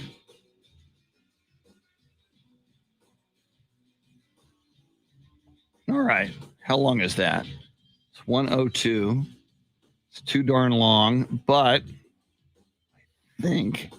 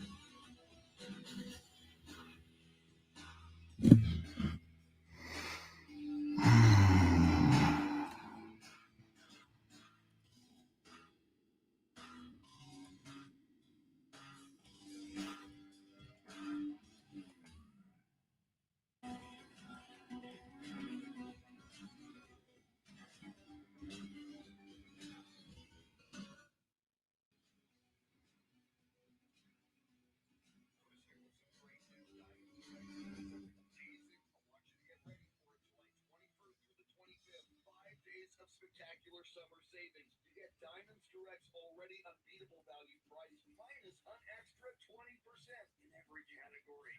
Rings, earrings, bands, bracelets, pendants, colored gemstone jewelry, everything an additional 20% off. In fact, the selection will be double the norm because the top designers are flying in their entire collections, including some brand new, never before seen items, and everything's on sale. This once a year midsummer event will blow you away. The best prices of the year for 5 consecutive days, July 21st through the 25th, next Wednesday through Sunday. A great time to upgrade her diamond, surprise her with a new eternity band or a pair of earrings, or treat yourself with extra savings on virtually everything.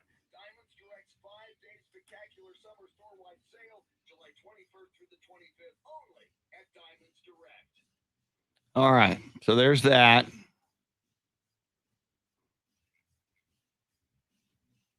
Now, this goes to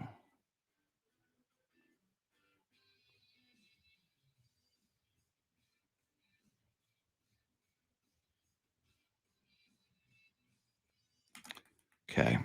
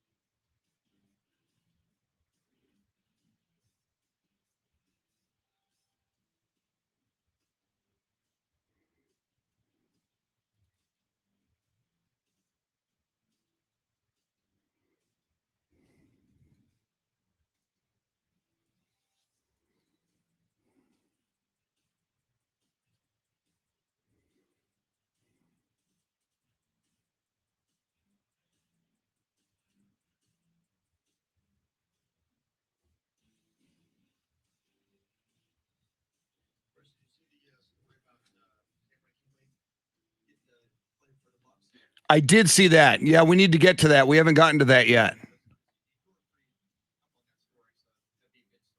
Yes, thank you. Thanks for the reminder on that. We do need to get to it. Yeah, quite a reversal, and it was interesting. I think it was the defense secretary who I got to check that because originally it was the Secretary of Navy saying no. So I think, and then he went to Marco Rubio of Florida, and then Marco Rubio appealed to Joe Biden, which is interesting because Rubio is a Republican. And then so I think it looks like from what I read, and I'll have to go back and look at it, like the Secretary of Defense kind of overruled the Secretary of the Navy.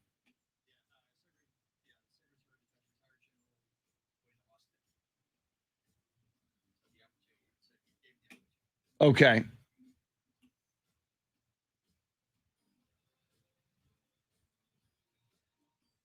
Well, and I mean, if you're the Navy or the Department of Defense and you didn't do this, yeah, and not only a PR, but I mean, future academy recruits who want to play football or athletics. True. Yeah. Right. Yeah, as long as he does the same commitment. Plus, he was like class president and had like this insane GP. I mean, he's like a really good, like a model cadet / student as well. True. Yeah. Yeah. I agree.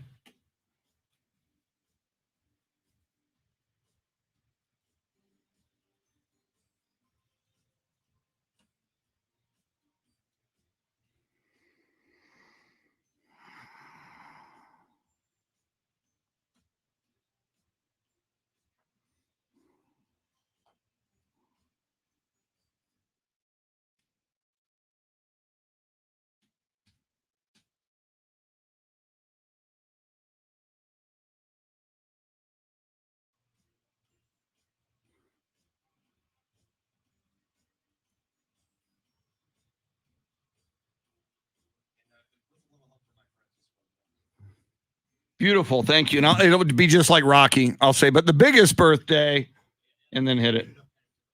Yeah.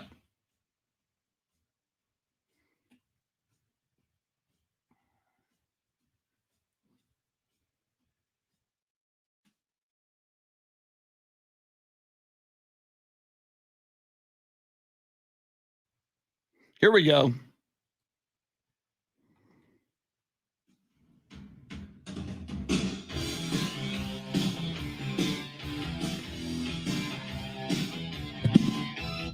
Chris Duel show with Shannon Salty Sweeney. So many stories we haven't even gotten to yet. The last 24 hours have been just huge in the world of sports. During the break, Dave Ayler talking with me about another story that we have to get to, and we will, involving the Naval Academy cornerback Cameron Kinley. A big development in that story over the last 24 hours that we will get to. We've talked a lot of NBA Finals. We'll dive more into the NBA Finals and the Olympics with Bill Schoening, the voice of the San Antonio Spurs, who has been kind enough to serve as our official NBA playoffs and finals analyst. We'll talk more Houston Astros here in a bit. They get a big win last night against their top rival for the American League West. Oakland A's took an early 6-2 lead after just an inning and a half, but Astros took over the game after that to win it 9-6. We'll get into all of that. Shannon's Salty Shakedown is now moments away, but before that, sports birthdays and this day, July 7th, in sports history. On this day in 1978, this doesn't happen every day, the NBA approved a franchise swap. The Buffalo Braves owner, John Y. Brown, who, by the way, he used to own the Kentucky Colonels, and he was married to Phyllis George. Both of them have since passed away. Buffalo Braves owner John Y. Brown acquired the Boston Celtics, while the Celtics owner, Irv Levin, got the Buffalo Braves, who were later moved to San Diego and became the San Diego Clippers. Later, the LA a franchise swap. That's so weird.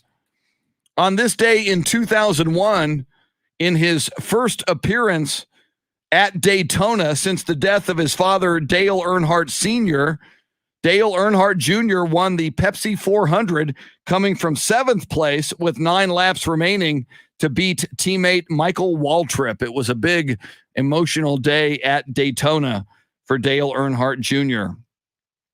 And finally, on this day in 2019, 2 years ago, the FIFA Women's World Cup was won by Team USA, their 4th title.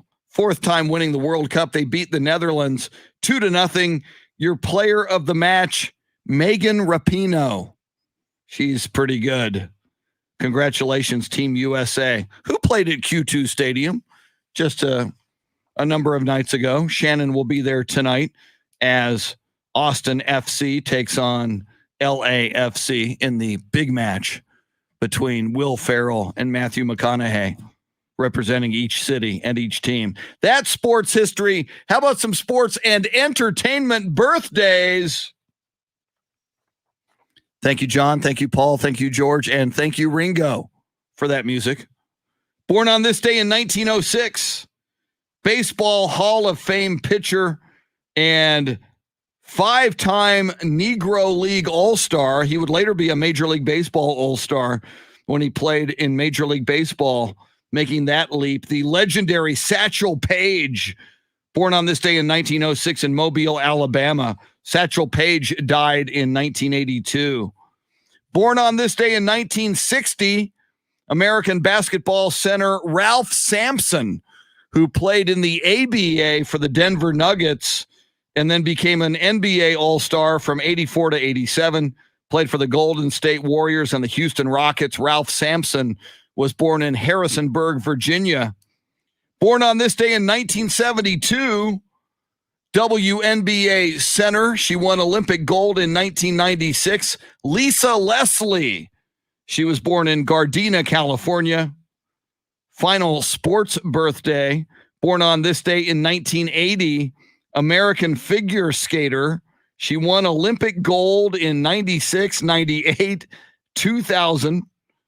She won the silver in 98, the bronze in 2002. Michelle Kwan, born on this day in 1980 in Torrance, California. But for me, the biggest birthday is not in sports, it is in entertainment.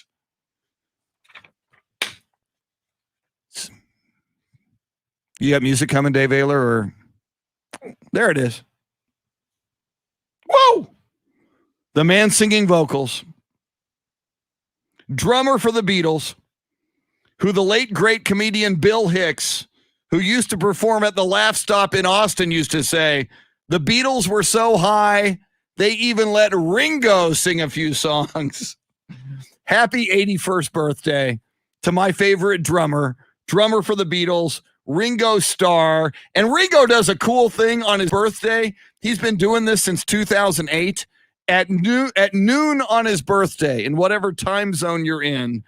So at noon in the central time zone, if you're in Austin, San Antonio, or the great state of Texas, he wants you to either say or post or wish another human being peace and love. So if you're on social media at noon today, Ringo would like you to put hashtag peace and love. He's been asking you do that for him on his birthday since 2008. So happy birthday, Ringo.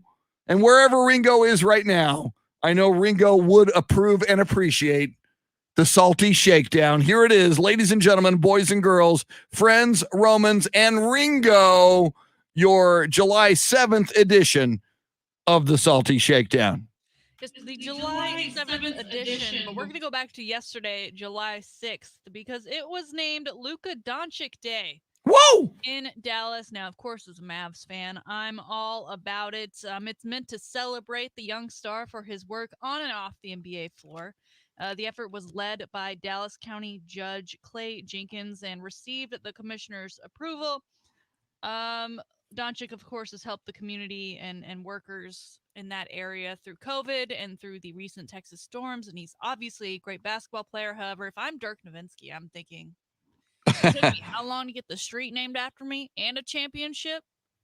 I mean, Luka has done some great things, and he's already broken a lot of records for being a young, great player, but they've yet to really do anything in the finals. He hasn't won MVP of the league. They certainly haven't won a championship. There's all this kind of turmoil going on now where it's almost like, well, would he leave if he's that upset? Is he even going to be around for Dallas to continue to have Luka Doncic's Day in the future? And then there's also this major flaw in that Luka's number is number 77. And yesterday would be 76, whereas today would be 77. So it feels like a huge missed opportunity both for marketing and for naming the day Luka Doncic Day on July 6th rather than the 7th. Chris, is this accolade premature? I think it is a little premature. I mean, gosh, he is great, and you want to celebrate him. But and you make the great point. Look at all that Dirk Nowitzki did, including bringing your Dallas Mavericks an NBA championship. I think there's a lot of other ways you can honor Luka and celebrate him, but I'm with you on this. Just a little too early. Of all the news I was expecting to see yesterday or not see, this was certainly probably the wildest thing that ended up trending. And again, I just think huge missed opportunity as to why today would not be recognized as Project Day. Maybe the commissioner can go back and revise that. All right, we know NIL has, it's everywhere now. It did not take long for athletes and businesses alike to make moves for their financial future and financial gains. And over in Florida, where we love stories that come from Florida, but more specifically Miami, a local gym owner. He owns a couple gyms in the area. He is a booster of the Miami Hurricanes. He is a huge fan. He loves supporting the team in any way he can. He has offered scholarship players for the Miami Hurricanes $500 a month, and in return, all he asks for is some love on social media. He says, quote, he's not looking to profit from this. He just wants to help the team. Now, I call BS. Of course, you're looking to profit. You're asking them to advertise for you. You're basically saying, come to my gym, show people that you work out in my gym, and then I'll have other people come to my gym because they'll want to meet you, and maybe they'll work out and buy a membership in the process. Also, only scholarship players? Really? Because he says he's doing this because he wants them to have a great place where they can come work out, get ready for the season. He wants them to be prominent once again in the world of Division I football, and if he has any part in it, he would feel great about himself and for that community. But you're not going to let the non-scholarship athletes join in on this? To my knowledge, they're not exempt from receiving money from their name, image, and likeness here. So what up with that, dude? Chris, no word yet. They have offered this to players already. No word yet on how many of these players have accepted it. If you were to be offered a local gym sponsorship, $500 a month, but you got to go work out there, you got to post about it on social media, is this something you would consider? If I truly was working out there, and I read that story, Shannon, he's willing to pony up as much as $540,000 per year if enough Miami Hurricane football players come and accept this offer to work out at his gym. That's a whole lot of coin. But I just find this fascinating, and this thing dropped officially, and we talked about it last week when I think on Thursday it became official that athletes could do this, and you're going to see more and more rich boosters like this find creative ways to provide money for athletes. So get ready. I think it's fascinating. But yeah, I mean, if you're working out there legitimately, why not? If he's willing to, give you $500 to show yourself lifting some weights on social media, especially if you're a college kid, go for it. I mean, if you're De'Aaron King, I don't know if this is one of the ones you take. He's already signed some pretty lucrative deals himself as the quarterback of the Miami Hurricanes, and kind of one of the names that you hear murmurs about for potential Heisman votes. And also, I don't know much about the Miami facilities, and I don't know much about this gym, but a lot of these colleges have some pretty incredible facilities, and along that they have ways to relax, and they have treats and snacks. So I don't know if you go out of your way to go to this gym for the $500 a month if you're a guy like De'Aaron King who is already making bank elsewhere. That's a great point. And I would assume, like the Texas Longhorns facilities, the Miami Hurricanes, that's a storied program. I would imagine they've got really good facilities. And it's right there for you. Don't got to get in your car, go anywhere else, or then remember after you're exhausted, I got to post about this on social. But I'm loving all the stories about the NIL rules and the athletes that are turning around, and they're getting after it. I mean, it's kind of, if you haven't started, what are you doing? A lot of these people had all this in the pipe already and ready to go. Finally, today, we've got some major Hook'em news. Of course, this came out after we went off the air on Friday, and then we had the long weekend. So we are getting to it now because we cannot not mention it. A huge win for the University of Texas as they won the Division I Learfield IMG College Directors Cup.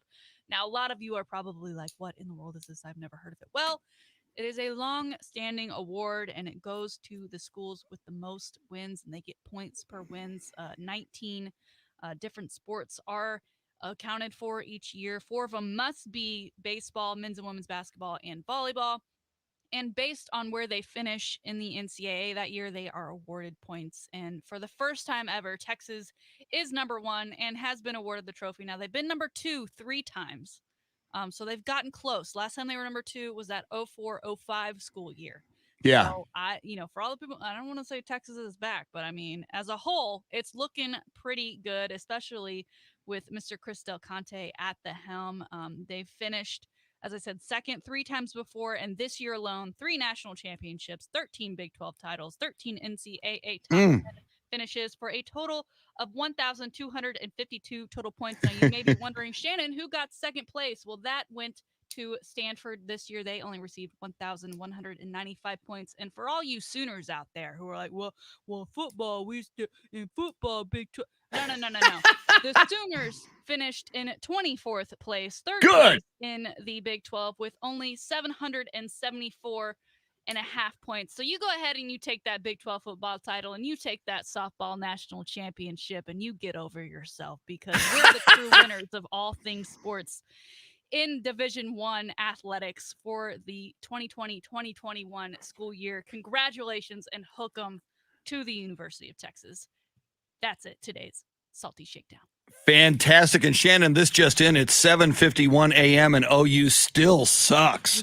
And man, so and the OU came in like what, 26th? What place did they come in? 24th overall. 24th overall. I love it. I love it. I love it. Third in the Big 12. OU. And that was a great, I think that was a spot on Oklahoma Sooner impression you did. Well, what about football? I mean, come on. That was very good. Cool fight song is the same 3 words over and over and over again. Exactly. Or Come the same well. 2 words. Well, they can't remember too many other words. Yeah, it's Oklahoma. I mean, not exactly. How do you make Oklahoma cookies, Chris? How do you make Choklahoma cookies? Put them in a bowl and beat them for 60 minutes. Beautiful. This, by the way, yeah, and you will and you should in a spectacular Salty Shakedown. But this this Learfield IMG Directors Cup, that is it should be made a bigger deal. There should, you've got the ESPYs and a big ceremony, and to overall be the best college athletic program, men's and women's, across multiple sports. I think that should be celebrated more than it is. I mean, obviously we go crazy when you win a national championship in football or baseball or basketball. But to be overall, and I figured this was coming because you and I have been reporting on so many championships, whether it's swimming or across so many sports for the Longhorns. And, here it is now official. They've had the best year of any university across the nation when it comes to overall sports championships. Well, and for everyone who it hasn't been the same since Mac left, Mac's final year, Texas finished 13th. And since then, they have had top 10 finishes every year, but they are finally number 1 after this last academic/collegiate school year. Very cool. Congratulations, Texas Longhorns and every athlete across all of those sports. Do you think they each get a trophy? Or is it just one trophy for the department? Because That's like the participation award that I was on a team. They sure as heck should. All of those points. At least get a darn plaque. Yeah. For party, yeah. The teeny tiniest slice of pizza you ever did see. And a $500 scholarship to work out at a gym. Yeah. $500 a month to work out at a gym, as long as you post it on social media. Very cool. Congratulations. Another outstanding Salty Shakedown. Speaking of the Texas Longhorns, he spent many years as the voice of the Texas Longhorns before 20 years ago when he moved on to become the voice of the San Antonio Spurs. We will talk all things NBA playoffs, NBA finals, and we'll talk some Olympics with him and we will hear from Coach Greg Popovich, the coach of the U.S. men's Olympic basketball team. His thoughts yesterday was the first practice in Las Vegas for the U.S. men's team getting ready for the Tokyo Olympics. Big 8 o'clock hour coming up. We've got a sports update for you coming up at the top of the hour. The voice of the San Antonio Spurs, Bill Schoening, joining us just after 8 o'clock. She's Shannon Salty Sweeney, Dave Ayler making the show go. I'm Chris, with you till 9 on the Chris Duel Show. Woo! Warren Wheeler, Dean Stone, David Valles, welcome in.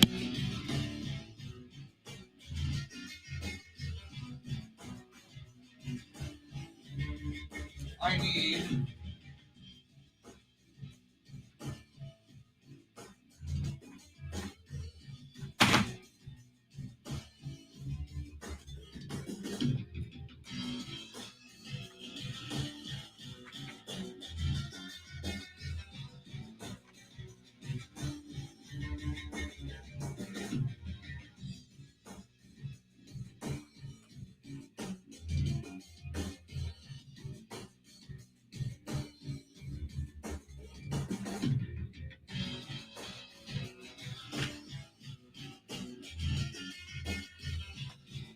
That's what I'm looking for. Okay.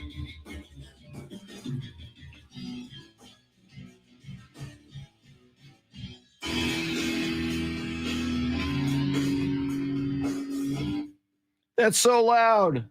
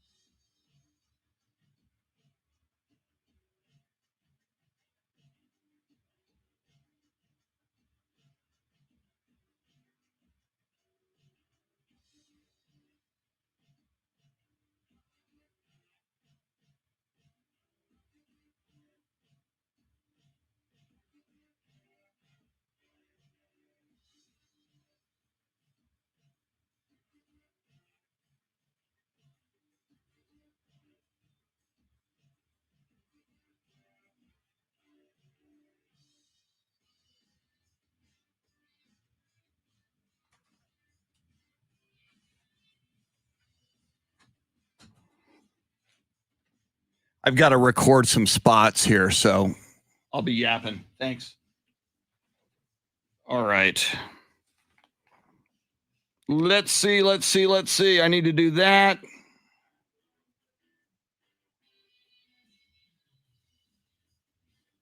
I need to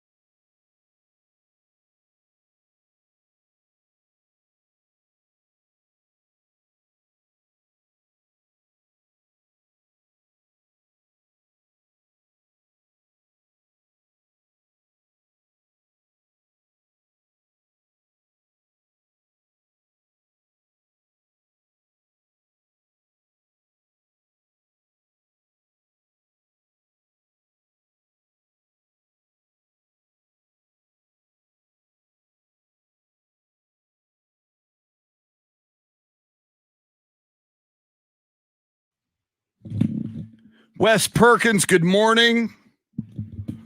Welcome in from Destin, Florida, day 2 tropical storm. Yeah, there is some flooding in San Antonio, Wes, depending on where you are. Most of the people I know have not been affected, but if you're in the wrong place, obviously, you can be.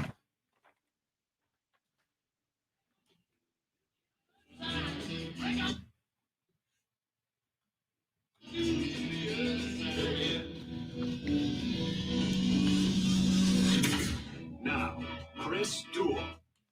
What a night last night in the world of sports, and what a day today. We are all over it. It is the Chris Duel Show with Shannon Salty Sweeney, Dave Ayler, your soundscape stylist. Game number 1 of the NBA Finals is in the books. And while they were playing basketball in Phoenix, they were also practicing the first official basketball practice for Team USA in Las Vegas for the U.S. Olympic team that will be headed to Tokyo later this month. We will talk about both of those fronts right now with one of the best guys in America to talk about such things. He is the voice of the San Antonio Spurs, Bill Schoening, who has been kind enough to be our NBA playoffs and NBA finals analyst. And Bill, you have been on vacation lately. Are you in Delaware? Are you in Philadelphia? Are you in Tahiti? Where do we find Bill Schoening this morning? I refused to go to Tahiti because I didn't know if the service would be good enough to do this Wednesday morning thing with Chris Duel.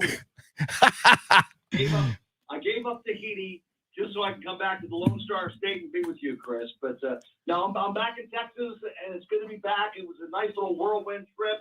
I was gone for about 3 weeks, but got to see quite a bit of stuff. The Poconos up in upstate Pennsylvania, the Finger Lakes in upstate New York. Did the Delaware beaches, the Jersey Shore. I even got a little history in with my visit to Philadelphia and, of course, Valley Forge. Maybe I should write a travel log, huh? Yeah, you definitely should. I mean, you've not only traveled the country, but you've gone around the world. Some of those trips with the San Antonio Spurs themselves. So you could probably write a really cool travel log and kind of double as a travel correspondent. I think the coolest thing I ever did in the whole world, and you can't get cooler than this, is coming back from Istanbul, Turkey with the Spurs back in 2014, so it's been 7 years. George the Iceman Gervin, of course, was on that trip with us. He was the NBA ambassador for that trip, shaking hands, kissing babies, taking pictures. And Sean Elliott said, now's your chance, because we had a layover in Iceland. And I think I told you this story before, Chris, but anyway, I got a picture with the Iceman in Iceland. That is a very rare thing to do. So I don't know when ice is going to be in Iceland again, but that was my opportunity. So I got that picture. I could die a happy man after that. Once you get a picture in Iceland with the Iceman, then you're okay. I love it, Bill. I got it. You're going to have to post if you haven't already posted. I haven't seen that photo. I would love to see the photo of Bill Schoening with the Iceman in Iceland. And Bill, you know me. I'm a Spurs freak and an old school, dating back to the ABA Spurs freak. I'm hearing, and I know he's now eliminated, and we will get into last night's game 1 of the finals, but Trae Young, some of the people are calling him Ice Trae. And I'm thinking, come on, there's only one Ice. That's the Ice Man, George Gervin. There's a lot of other nicknames we could come up with for Trae Young. Are you down with Trae Young being called Ice Trae? Well, I agree with you. There's only one Ice Man, but we have to remember how old we are. Unfortunately, some people don't know about the Iceman, and they don't recall George leading the league and scoring 4 different times and being a Hall of Famer. So maybe we could use Ice Trae to educate folks about Iceman, because certainly those of us in the San Antonio area remember Ice very fondly. But a lot of these young folks that are following Ice Trae and Trae Young might not be educated on the greatness that was George the Iceman Gervin, the master of the finger roll. You make an excellent point, Bill, because I am one of those people who Don't know who this Iceman is. And I kind of like the ice tray for Trae Young over in Atlanta. Moving to last night's game, a man who is quite the nickname for himself, the Greek freak Giannis. There was a decision for him to play last night in game one. I found this to be very interesting considering how bad that injury looked and how I know it's game one and the results are, 72% of teams that win that first game go on to win the finals. So maybe they saw that and thought he's got to play tonight. But what did you see from him last night and how he's compared prior to the injury? And do you agree with them putting him in game one and not saving him for later on? Well, I know that Coach Bud relies a lot on his medical team and the sports performance people is what they call them now, the trainers and the doctors that they are working very closely with him. And he made tremendous progress. And I'm sure that he was advised by those folks that Giannis would be okay. He didn't look 100% to me, but he certainly did look like he could play, and he did. But I think the key to last night's game was the point guard play because Drew Holiday has to do a better job on Chris Paul. They've got to do a better job on Paul.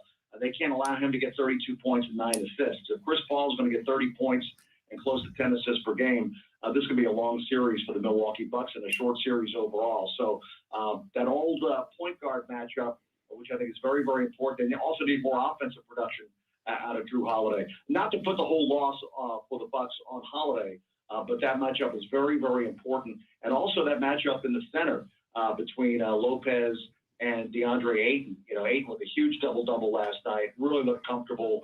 And if they win those two matchups, I think it's going to be really tough for the Bucks.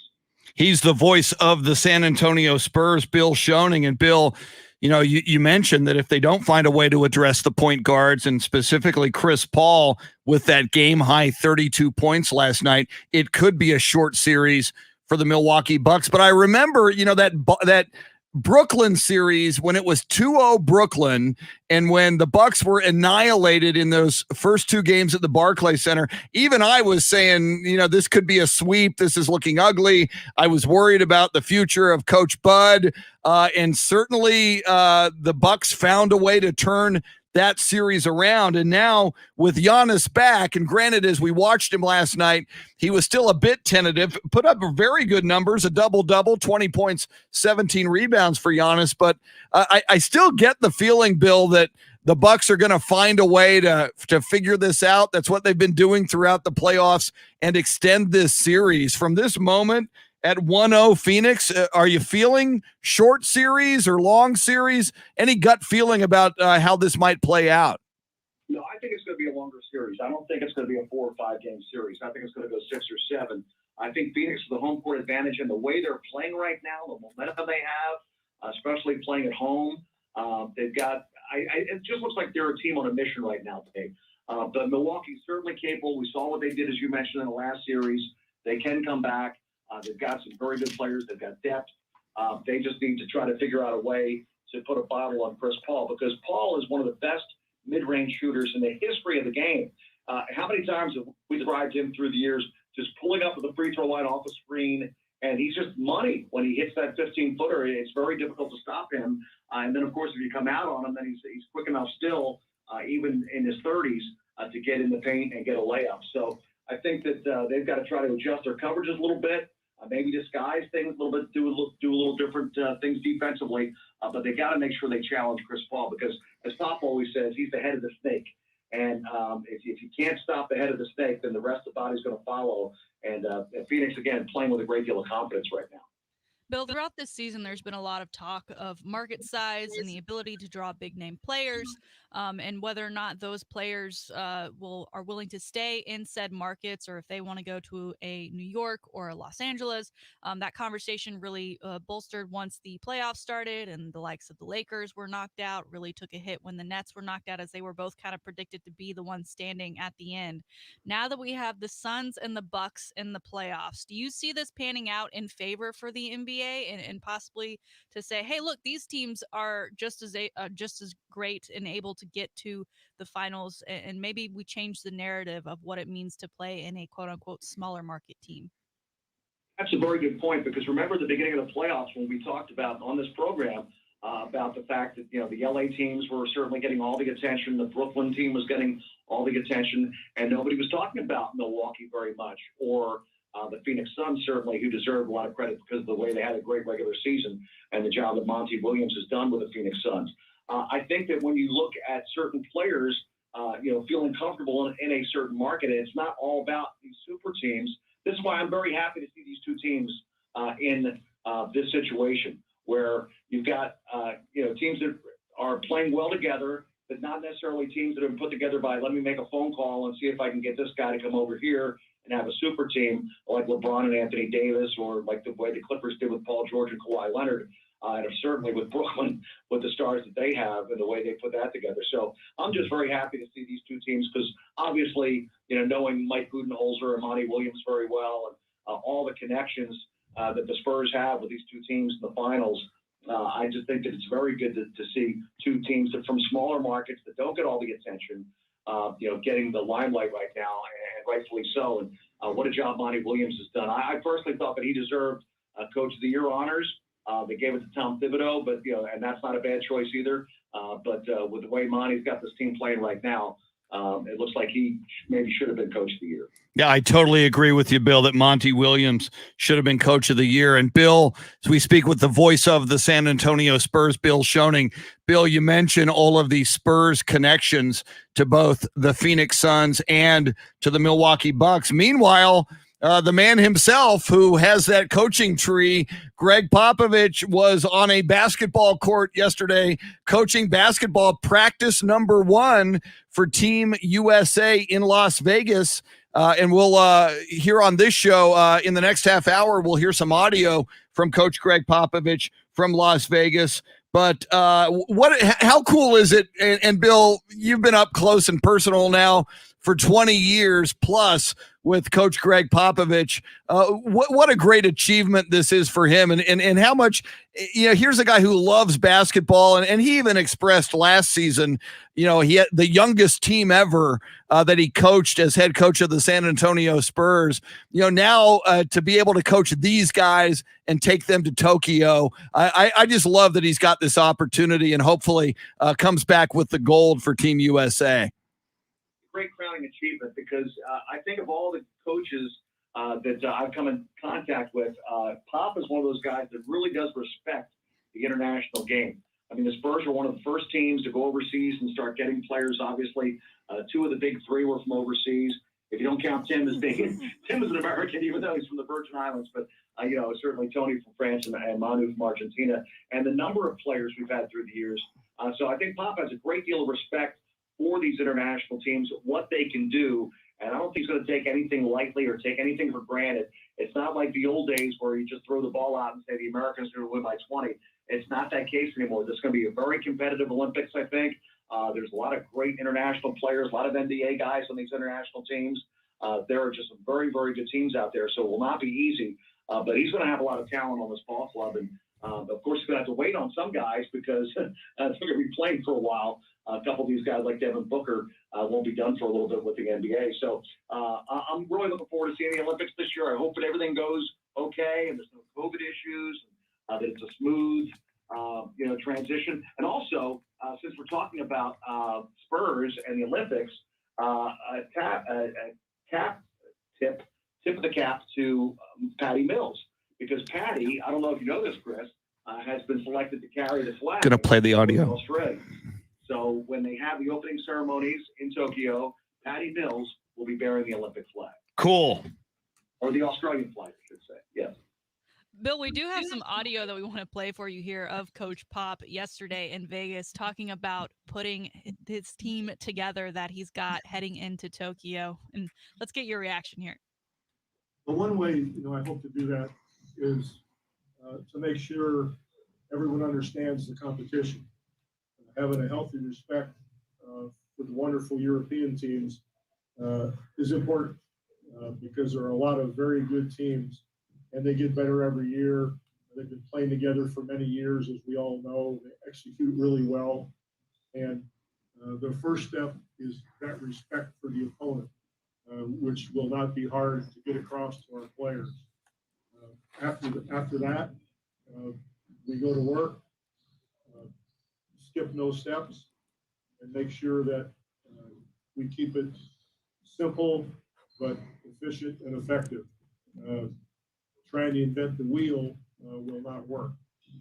We've got to take advantage of their abilities, their strengths, and play together, play for each other with one thought in mind. That's with the whole deal.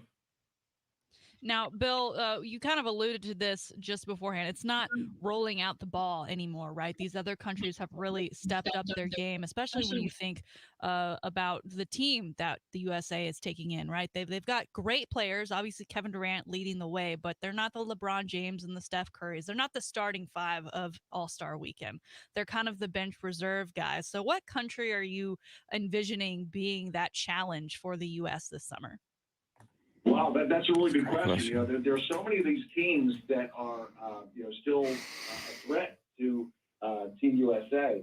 But I think some of these European teams, you look at a team like Italy. Now, they might not have any NBA guys, but, they fought hard and they've got some momentum going into it. I don't know that the Italian team will be a team that will really challenge them. But you look up and down the line, a team like Turkey could be very, very difficult to play. I haven't really looked at the entire format and the entire, the matchups, to be honest with you, Shannon, since we're still a little while away from, going into the Olympics, actually playing games. But I do think that there are some very good teams out there. Hey, how about Australia? Yeah.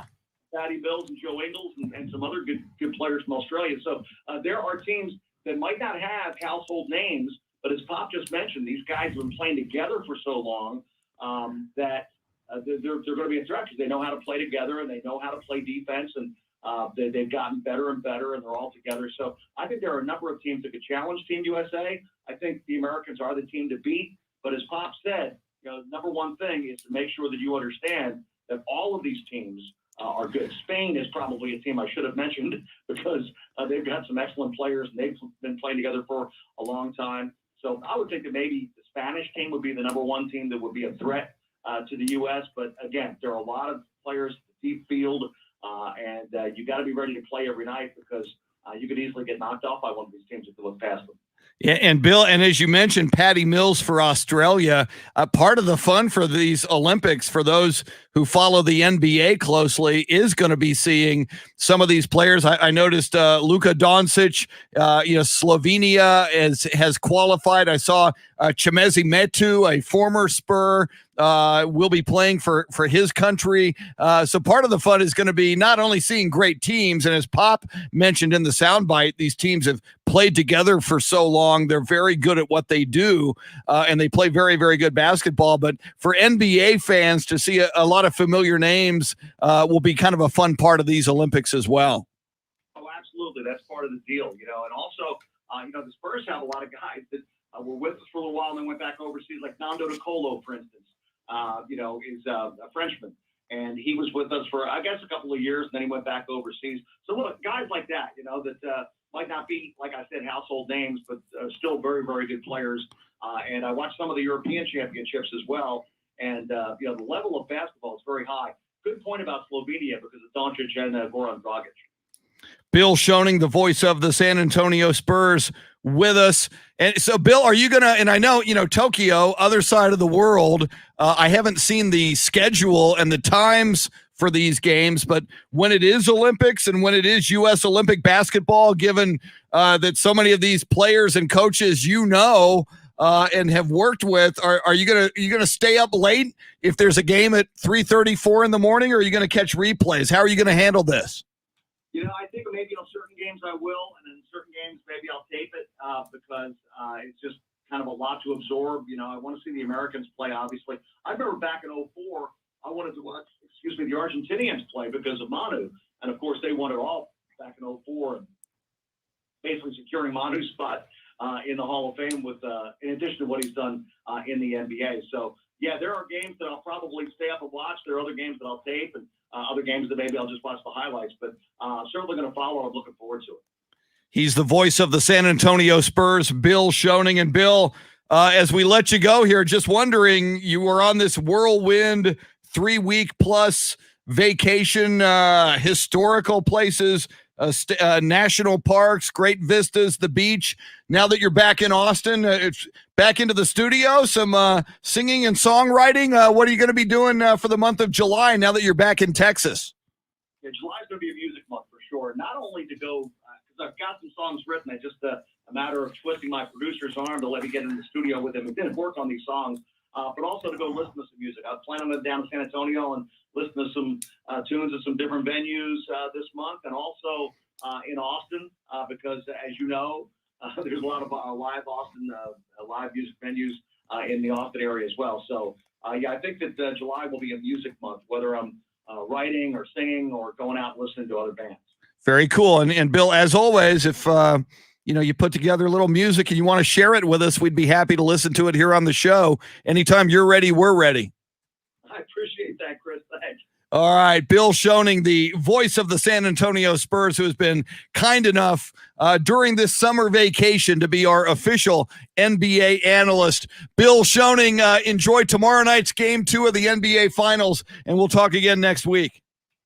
Thank you, Shannon and Chris. We'll see you next week. All right, the voice of the San Antonio Spurs, Bill Schoening. Very, very cool. I mean, I'm getting so excited, Shannon, now that, we heard from Greg Popovich. Now that I know they're practicing and there's going to be some exhibition games coming up, both in Las Vegas and on the road, as Team USA starts to make its way toward Tokyo, I'm starting to feel it. I'm starting to get Olympic fever, and my biggest thing for these Olympics is going to be basketball. I'm looking forward to it. Yeah, it's getting real. We're almost there. And we get the double whammy. We get Olympics plus NFL training camps and the Cowboys on Hard Knocks.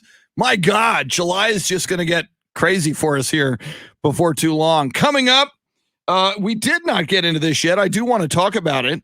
The cornerback from the Naval Academy, Cameron Kinley, gets some good news about his quest to try to make the Tampa Bay Buccaneers. We'll get into that. And New Era, the company that makes baseball caps, they have kind of outdone themselves in the negative direction. Some very bad caps and a very bad new uniform for a Major League Baseball team. We'll get into that and a whole lot more. Dave Ayler, your soundscape stylist. She is Shannon Salty Sweeney. We're with you till 9 o'clock on the Chris Duel Show. All right. I have to edit 5. I have to edit 5 commercials for R&R Auto Glass. I will do that real quick. See, 1, 2, 3, 4, 5. Did I save those? I did. Okay, so I am going to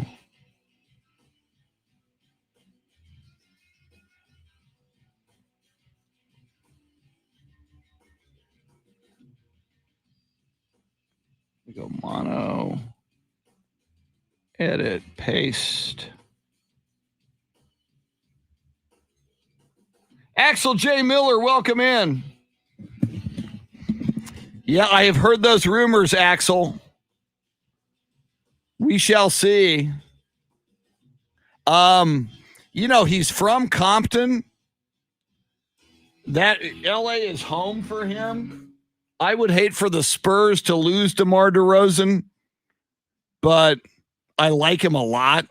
And if that's a good move for him, if that would make him happy, I would like to see him happy. I'd love to see he's free to sign with whoever he wants, but there could also be a sign and trade kind of a thing, which would be cool and beneficial for the Spurs if he would do that. I got a feeling he might do something like that. See, I need to see something here. Let's see if I cut that. Am I going to hear it? I am. Okay.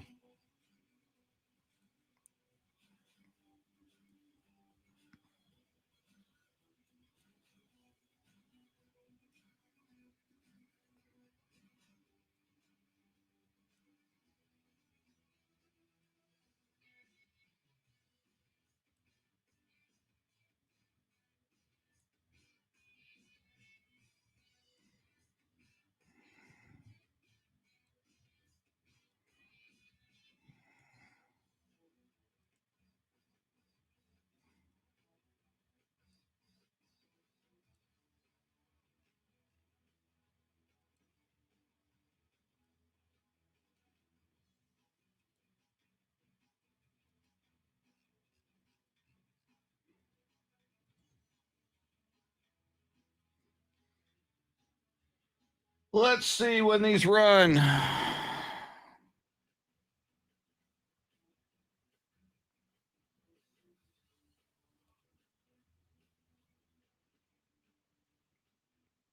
See, that's the 12th, 14th, and 16th. So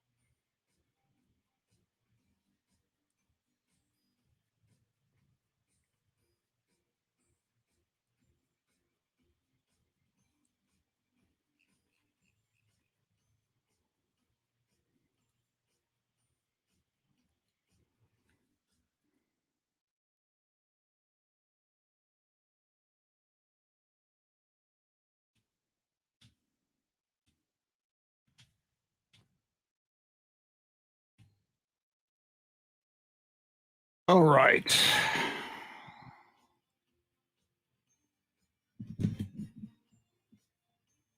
Wow, AJ Green, it'd be funny to see if DeMar DeRozan wound up on the Clippers with Kawhi. Yeah. Which reminds me, today is Global Forgiveness Day. I might have to, this might have to be the day I forgive Kawhi Leonard.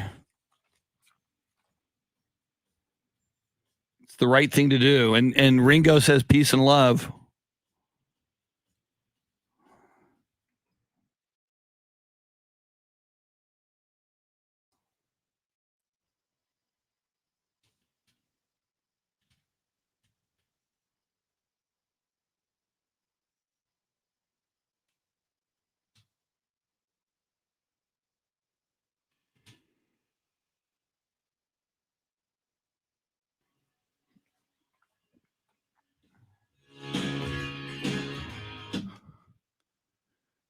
Chris Duel Show with Shannon Salty Sweeney.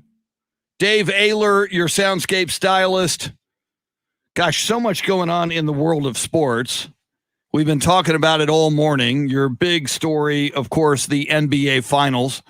We just dove a little deeper into that with Bill Schoening, the voice of the San Antonio Spurs, and we thank him. We talked about the match. Bryson DeChambeau and Aaron Rodgers defeat Tom Brady and Phil Mickelson yesterday. We talked about the Olympics, Team USA, Coach Greg Popovich on the basketball side. Sha'Carri Richardson, the sprinter, will not go to the Olympics at all. We found that out yesterday. She is left off the Olympic relay team, so that ain't going to happen. We talked a little Houston Astros. They got a win last night. They've got a 3-game series. Game 1 out of the way last night at Minute Maid Park. They come from behind to beat the Oakland A's 9-6. Yordan Alvarez, a couple of home runs, 5 RBIs. One was a 3-run bomb to left field in the 5th inning. And Jose Altuve drove in the go-ahead run. And Houston opens up its lead over the Oakland A's in the AL West to 4.5 games. They'll go at it again tonight at Minute Maid Park. Shannon, we did not get into this yet, and we probably should because we talked about it.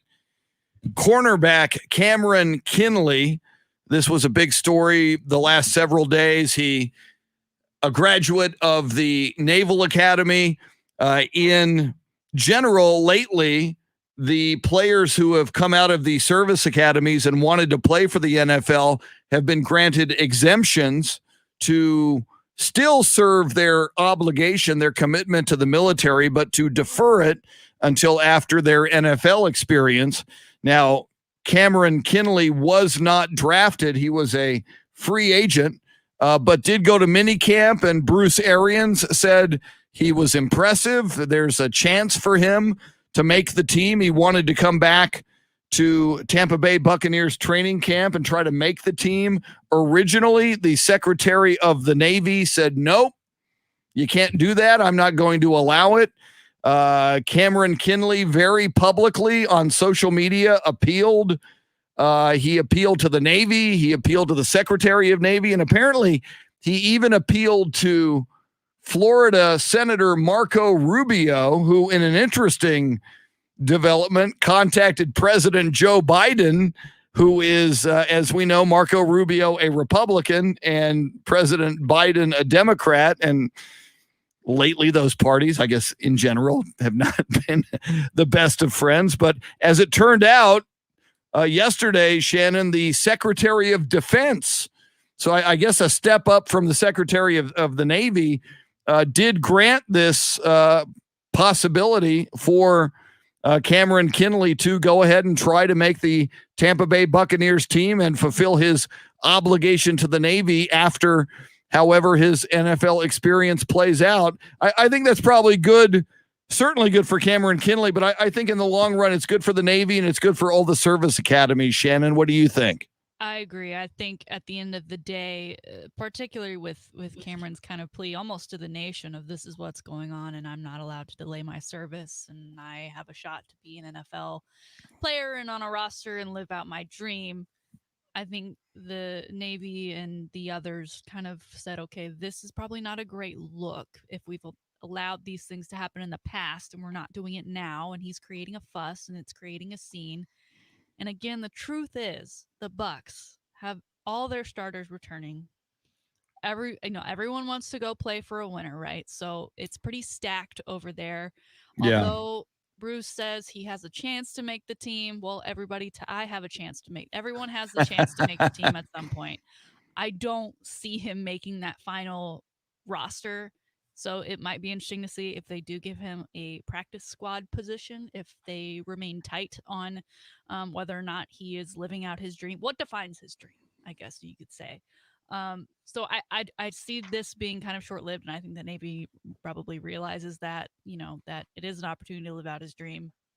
It may or may not be realized, and if it is, it's probably going to be very short-lived. So it's not like they're saying, go have a Tom Brady career, which is still going on, and then come back. Just take a 9, maybe 18 months, and then we'll see you back in the Navy. You So I'm bring up a happy great for him, point. and I hope that he makes the most of it. I mean, Yeah. I hope he almost does go play for 10 years, whether that be with the Bucks or anyone else. But it is interesting that this was all overturned.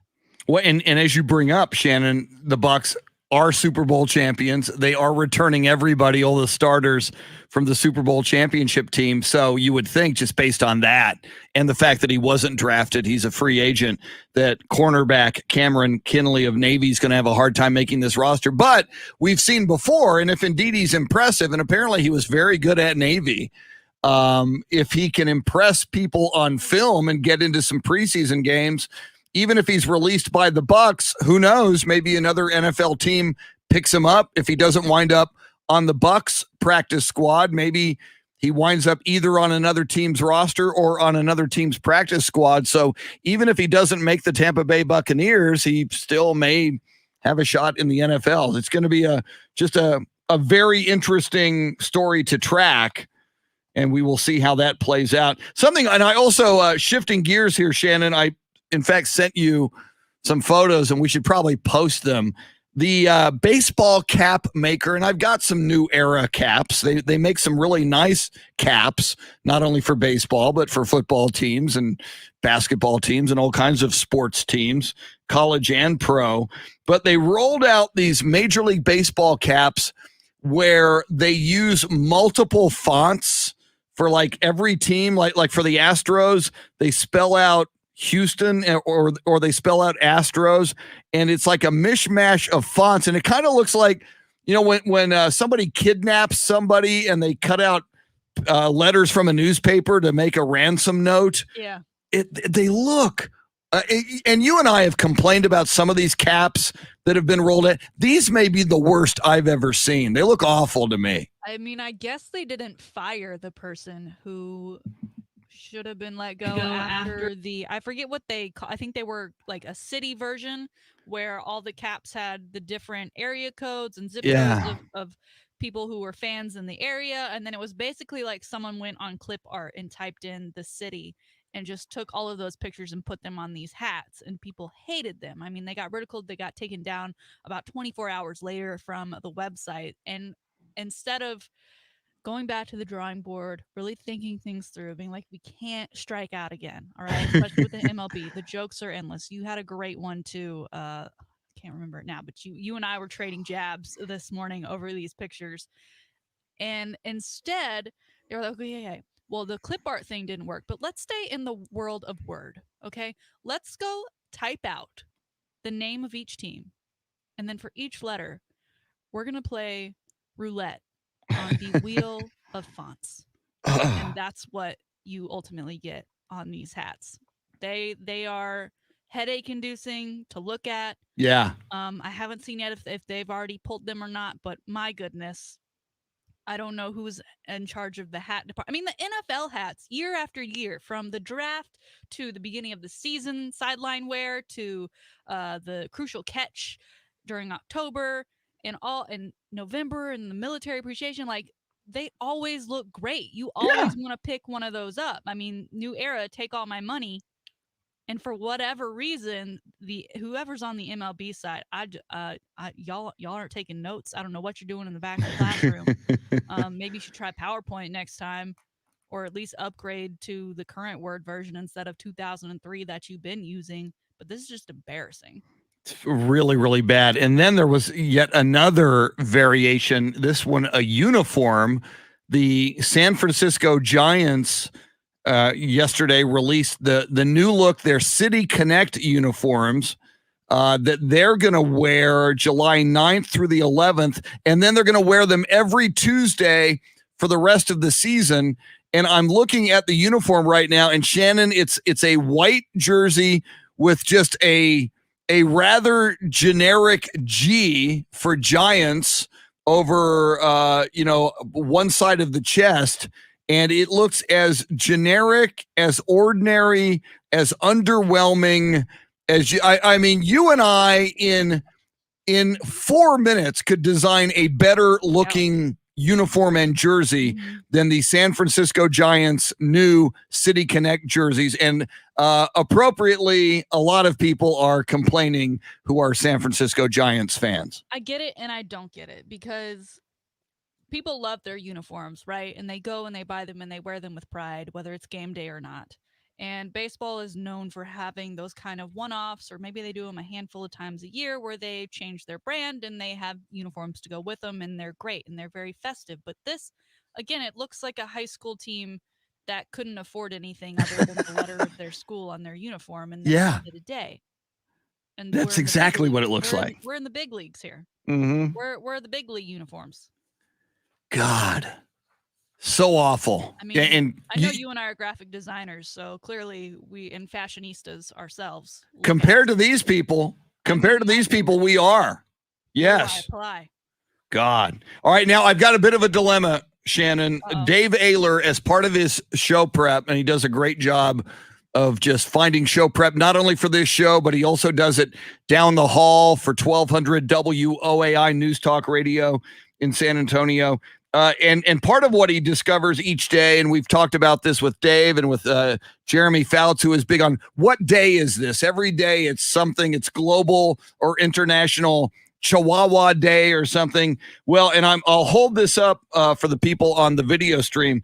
Today, Shannon, the 7th of July is Global Forgiveness Day, which I'm, hey man, I get it. It's forgiveness is good. It's a virtue. You'll feel better. You'll get that burden off your heart, get the darkness out of your soul. So what I'm wondering, Shannon, on Global Forgiveness Day, should I forgive Kawhi Leonard for destroying my favorite basketball team, as he did? I don't think you have to forgive. I mean, maybe just forget. Forget. Just let it go in that sense. Huh. Because until the Spurs are back in prominence, I think you will continue to be angry at that guy. Well, see, but here's the weird. Okay, so it's Global Forgiveness Day, but it's also, Shannon, and I'm holding it up on the video feed right now. It is also Tell the Truth Day, and to tell the truth, Kawhi's a jerk. He's a dirtbag, right? And he destroyed my basketball team. That's interesting. Or at least he tried. Because a lot of people will say they forgive someone just to say it for the day, but then they're not, and then they're not telling the truth on Truth Day. I have a very loud conscience, and I'm a horrible liar at that, so I'm pretty good at telling the truth. I got one more final. It's one other day, Shannon. So it's it's Global Forgiveness Day. It's Tell the Truth Day, but it is also National Chocolate Day. National Chocolate Day. That's pretty fantastic. So I can say, okay, I'm not going to forgive Kawhi. I am going to tell the truth. He is a scumbag. And now I'm just going to go eat some chocolate. Listen, National Tequila Day is on July 24th. So until it's that day, it can be all these other things. I've got my eye on the prize here. Very nice. All right. Rachel Nichols in the news. She's in a bit of hot water over some recorded comments she made. She's lost a couple of her gigs. The first one was already predetermined on the panel for the NBA and ESPN on ABC. And then she lost her sideline reporter gig for the NBA Finals. So she was the subject of our poll question this morning. Yes, asking what is next for ESPN's Rachel Nichols after the current controversy. Most people now saying everything will eventually go back to normal, let the dust settle, move on. Maybe, they finish out these NBA Finals, we have the summer, and then things kind of go back to what they used to be, followed by career over at ESPN. 38% of the vote going there, and a good 20% saying a diminished role at ESPN. I got a feeling like you do. She's gonna go out that door as soon as she possibly can. I don't know how long her contract is. Everyone has one. Yeah, there you go. We'll bring her on this show if she's nice. Yeah. Shannon, outstanding as always. Spectacular job. Oh, thank you, sir. Let's do it again tomorrow. I will be tired though. It'll be okay. We'll get you a lot of extra Dunkin' coffee. Yeah. Shannon headed to Q2 Stadium to watch Austin FC take on LAFC tonight. Dave Ayler, great job, sir. Thank you. Thank you. Our thanks to the great Bill Schoening. Go Austin FC, and we will see you in 21 hours. Adios, amigos.